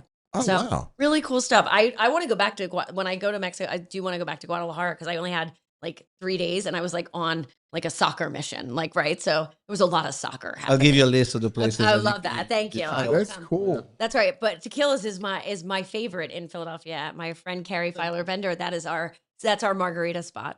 It's the best. It's the best the drinks. best. Like, how about these cocktails? There, Like, I know, seriously, so like, good. seriously. I haven't tried what's this the one pink yet. one? The Yes. pink one is rose petal margarita. So we It's infuse tequila with rose wonderful. petals. how great is that? Oh man. Too much? Ooh, Yeah, I know you like that. that's delightful. Yeah. That's delightful. That's called trouble, Yes. right? In the best way. The spicy one is really good too. You do not expect it though. Like I you know, expect it to be spicy, but not the short rib and the whole mix. Yeah, it's great. Oscar, What do you got? What do you've you, what do you outdone got now? This is your classic margarita made with Siembra Valles tequila, Ooh, fresh lime juice, okay. agave nectar, and And this is what a Lime. true margarita is supposed to be No like. premixes or Yeah. anything. so we That's ridiculous. we're featuring tequila is divided into two regions, the Valley and the Highlands. The Highlands, I remember you gave me that. So we're featuring Joey and I went on the education. We did the whole thing, the legs of the virgin. yeah. So there's a glass. No, Yeah, when let me you see. when you put tequila in the glass and the tequila like grabs the glass and climbs from the glass, you can see the legs of the virgin. That's how we call it. But the two margaritas we have, one is from the Valley with Siembra Valles tequila. Those agaves tend to be peppery and earthy like this one. And then we also have margarita from the Highlands, and those agaves tend to be sweet and citrusy. And when you compare one with another, you can actually taste the difference. That's awesome, man. I'm so happy you guys are back, man. Yeah. Thank you. Yeah, my God, it's great. It's great It to have you wasn't the back. same without you. No. 16th Street. It felt like forever. It did. So it's really exciting, and Thank especially Now, World Cup, man, you're gonna be packed. yeah, busy. You know, it's Knock gonna, on wood. it's gonna be great, man. Yeah, It's hopefully, gonna, it's yes. gonna be the whole town's gonna be buzzing with people. It's gonna It be is. fantastic. This is it's a classic Philadelphia story, and this is I was actually at an event with the Philadelphia Convention and Visitors Bureau yesterday, and this is the classic tale of Philadelphia, and even I would say the Mid-Atlantic region. Yeah, it's going to be big. Sure, it's going to be big. I'm absolutely not going. I don't want to go. I'm going to go to the shore. Let's get out of here. Let's get out of here. And then it's like, oh, wait, this is so cool. Like, oh, this is fun. Yes. Oh, that's amazing. And then all of a sudden it's like, I'm calling out of work for 3 days and going to Fan Fest, right? Like, like there's that. It's exactly what happened with Club World Cup last year. Yeah. Right? We went from like the first match, there was like, nobody was sure what to expect. And then people were like, oh, like this it's kind of fun, man. This is kind of fun. And I actually just talked to the CEO of New York and Jersey yesterday, Alex Lazary. He was at the USA Senegal match in Charlotte. And I said, how was it? And he goes, he said, when you do this, all the hard work of the planning, right? Like, and when you're in it, right, you forget, like, it's really fun. Yeah. And he said, like, being there, he was like, oh, this is fun. This is fun now. And I was like, yeah, that's why I'm like, when people are, you ready? I'm like, we just got to start playing. Yeah, like, yeah, once yeah, the matches start, yeah, like, it's all good. It's all good. Yeah. Let's have some fun. Well, we'll see you next week. Yeah, There you go. absolutely. Are we going to do over Fan Fest next week? Whatever you tell me. We got to figure this out. Figure this out. Yeah, we got lots to plan. Yeah. You got 39 whole days. Yeah, Don't worry. Yeah. I'm sure. Jules rules. Julia. Update on. Okay. Ooh. Oh, nice, sweet little Carolina Wren. Yeah, Ben's afraid of it. Come walking around with a hockey stick. Ben's running away from a Carolina Wren is probably going to, like, that's how you could close the show in, like, the slow. Yes. Like, yes. on to the So, weekend. just doing a quick search. Are Carolina Wrens dangerous? No. These energetic, loud songbirds are entirely harmless and pose no threat to your safety or health. Not an invasive. She's like, come on the elevator with it. Yeah. I'm like, all right. Like, okay. Like, you didn't ask, you're like, it's like it was a crocodile. Right. Like, get in the elevator with a crocodile. Right. Like, no. They More eat- like a giant eagle with talons. Like, no. They eat insects and they lack the beak strength to harm dogs, cats, or human. Oh my God, that poor little bird. And this guy's afraid of it. That's right. Mateo, come around. Say hello to everybody. Mateo Did a great job of getting Oscar up here. On he tip fulfilled two. his mission. The mission was fulfilled. All right, Mateo is at Temple. He wants to get involved. He's a big soccer guy. Has this made you change your mind about getting into communication? Absolutely not. You still want to do it? Absolutely, 100%. Who's your top 5 power? He's a big soccer guy. World Cup? Yeah. Well, I think take VG's mic. I think France is gonna win. Okay. And You're like Meg. Spain. If everything goes planned, they should play in the semifinal. Yes. I think, which is probably the biggest game of the tournament. Imal's out though, right? What? Imal? Oh, Lamine Yamal. No, Yeah. He's in. He's gonna be missing the first game, but he's. Oh, okay, because I thought he was hurt. On the team, but yeah, he's going to play, but not in the first game. Okay. He's hurt. All So, right. Yeah, I thought he was hurt. And then, honestly, I think Argentina and Brazil are a little overrated right now. I think Argentina has the same squad as 4 years ago, and they're all older, so you never know. But yeah, but they're obviously going to be top 5. So it's going to probably be France, Spain, Argentina, and Brazil. Here you go, Mateo. Well, to the mic. I don't know. I feel like Norway's going to surprise a lot of people. Wow, Norway. Yeah. That's bust out. Yeah. What do you think of that, Oscar? Because of Haaland, right? Well, yeah, Odegaard, Haaland, yeah. Odegaard, yeah. They're also Wow. they're also very It's good hungry knowledge. because they haven't been in the World Cup in a really long time. A long time. They got the 9th best odds on Bet Park. He's like the Ben of soccer. Yeah. Ben, because Ben knows scoff. No, he knows God. He knows God. But he's not afraid of the bird. Right. Right. Like Ben, but not afraid of the bird. Yeah. That's right. Yeah. Got But it. yeah, I also think Morocco. Every year we say Morocco's not going to do great, and they end up always surprised. Like Don't last they time- play with a change of pace? Like, isn't their pace crazy, Morocco? Yeah, yeah. Like, that's a Especially big- Hakimi on the And right. they deal with the heat really well. Right. Yeah. Yeah. I mean, that's actually going to be a huge part of this, the management of the heat. Oh, right. Right. Going into it for some teams. Some teams are not acclimated well to it. Yeah, Okay. Norway was sunbathing today for their training. That was their thing, just to get ready for the. Really? I'd be good at that. Yeah. But Morocco, most of the players for Morocco, like Haiti, for example, Haiti only have one Haitian player. Yep. And everybody else Haitian descent. Yep. Most of the players for Morocco are in the same page. One of the great stories was Hakimi scoring the goal against Spain last World Cup because Hakimi was born in Madrid. Oh, really? Oh, wow. Oh, wow. Get out. So I was in Qatar when Morocco qualified when they went through. Get out. And it was like, so Morocco is Qatar's number 2. Like, Qatar is not great, so they all root for Morocco. And so it was like eruptions in the streets. Wow. Like I've never seen people crying. It felt like very Philadelphia Post, like Super Bowl 52. Like people like weeping and hugging and wrapped in their flags and the face climbing paint. the post. There was, interestingly. With a roast pork sandwich. Yeah. Not a lot of pole climbing up in Qatar. Right. Morocco also has Morocco has very good fans too. Great fans. Because they have a club team, Wydad. They were here last year. Yep, they were at the club. That's why I know that they're the Flares. the Flares. That's right. They were the ones where we were all like, is the stadium on fire? No. That's just the Moroccan fans. Okay. It's fine. The Flares. Yep. That's definitely going to happen this year too. Yeah. I know. I can tell. So, well, you have to. You know what? No. I'm going to keep that a secret because I am not going to wreak havoc on safety and security planning 6 days out of the tournament. Thank you. No, not be good. Nope. No, we're good on that. Nope. That's an off the record conversation, but it was pretty wild to watch. But they love them Flares. Yeah, Marrakesh Hotel. Watch a game. Well, I do know that the pace they play, like they swarm you. Mm-hmm. They were itching. The Club World Cup I got into the club. I love watching that. Club World Cup was really fun. Yeah, they were. It was plus 125 to be a top 16 team. Take a lock. The Moroccans. Where's Mexico? To be top 16. Plus 100, even money. Here you go. Your squad's good. At least your squad's in it. Yeah. Me and Mateo, our squad's out. Yeah. Sorry. They're home eating pasta.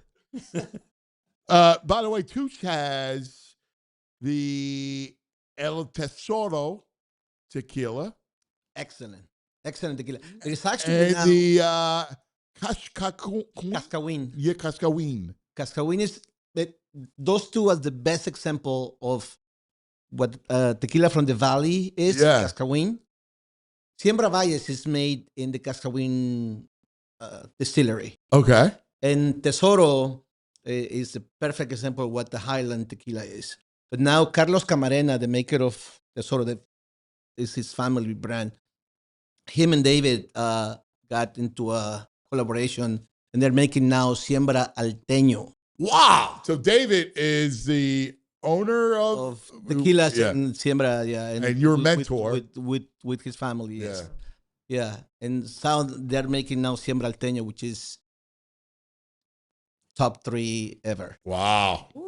That's nice. And this is Philadelphia. Yes. You know, I love the history of tequilas. Yes. It's such a fascinating, because we've been going forever.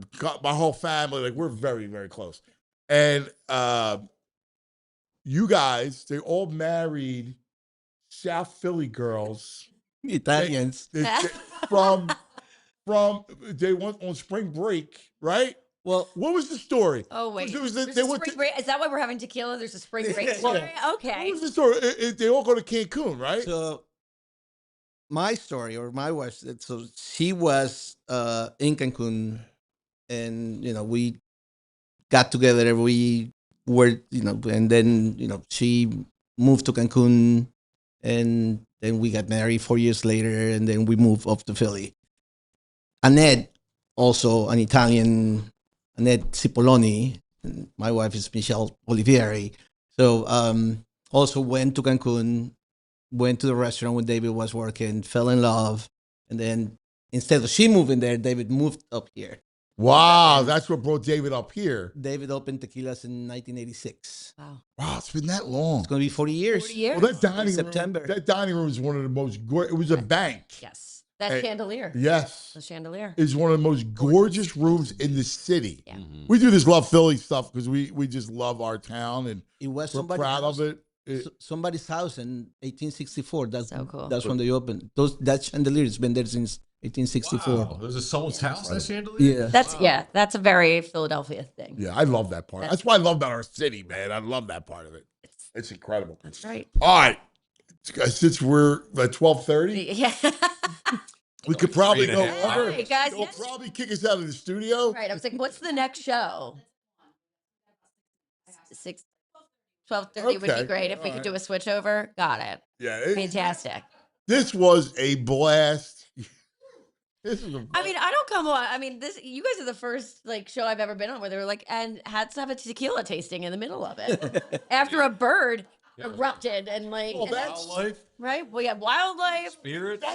We've got Mateo. TV Todd's beaming in with recommendations.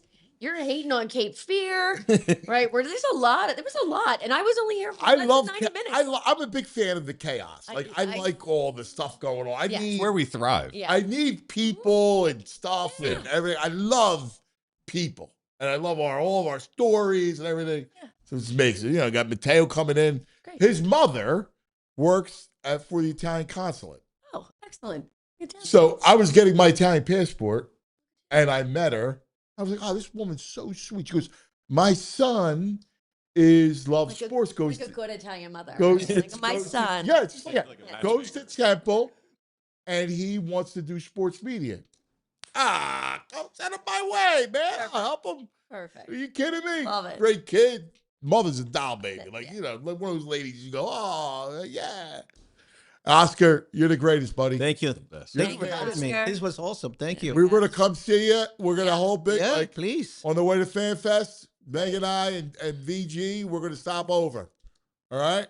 As always. Is the game showing? The Mexico game is showing at 3 p.m. at Fan Fest. We open at 2 p.m. Free to enter. 2 p.m. and then 3 p.m. is the match. And then Luis Fonsi is performing after that. If you're a big fan of Despacito. I'll make sure I leave after the game. Yeah. Hey, is our man back at who is it? Luis? Yeah. So he came back. Luis is one of the waiters. Love Luis, right? Nobody does. I defy anybody to do what he does. Nobody does it. And he has a pitcher of margaritas on his head. He walks, not a drop leaves it. How about it, Oscar? He's awesome. He's a talented dude. That's impressive. Those America does talent things. Luis would win it every time. He puts 10 drinks on a tray, and then he spins the tray and brings whatever drink is here, spins again, and it's unbelievable. I've never seen anything like it. Dinner and a show. I didn't see that. Luis. Yeah. In fact, do me a favor. A couple weeks, come back. Bring Luis to make him do it on the show. Sure. All right. That was it'll be good. Walk back and forth behind you. The whole show. He's just like you juggle. Oh, we have juggle. All right, that's gonna do, brother. I can get out of here before I'll keep going all day. Especially I got more tequila. We're good to go. Jules rules. Julia. You're the greatest, Jules. Mateo, don't do with this. All right. This you were great. Probably not. This is like this. Yeah. Right. Okay. Yeah. What a lesson. Someday you'll be doing your own show. Don't do this. Don't drink on the job. Chat. We love you, chat. Everybody have a great day, great weekend. Thank you. And we'll see you on Monday. Go Birds. We all silly like the mayor.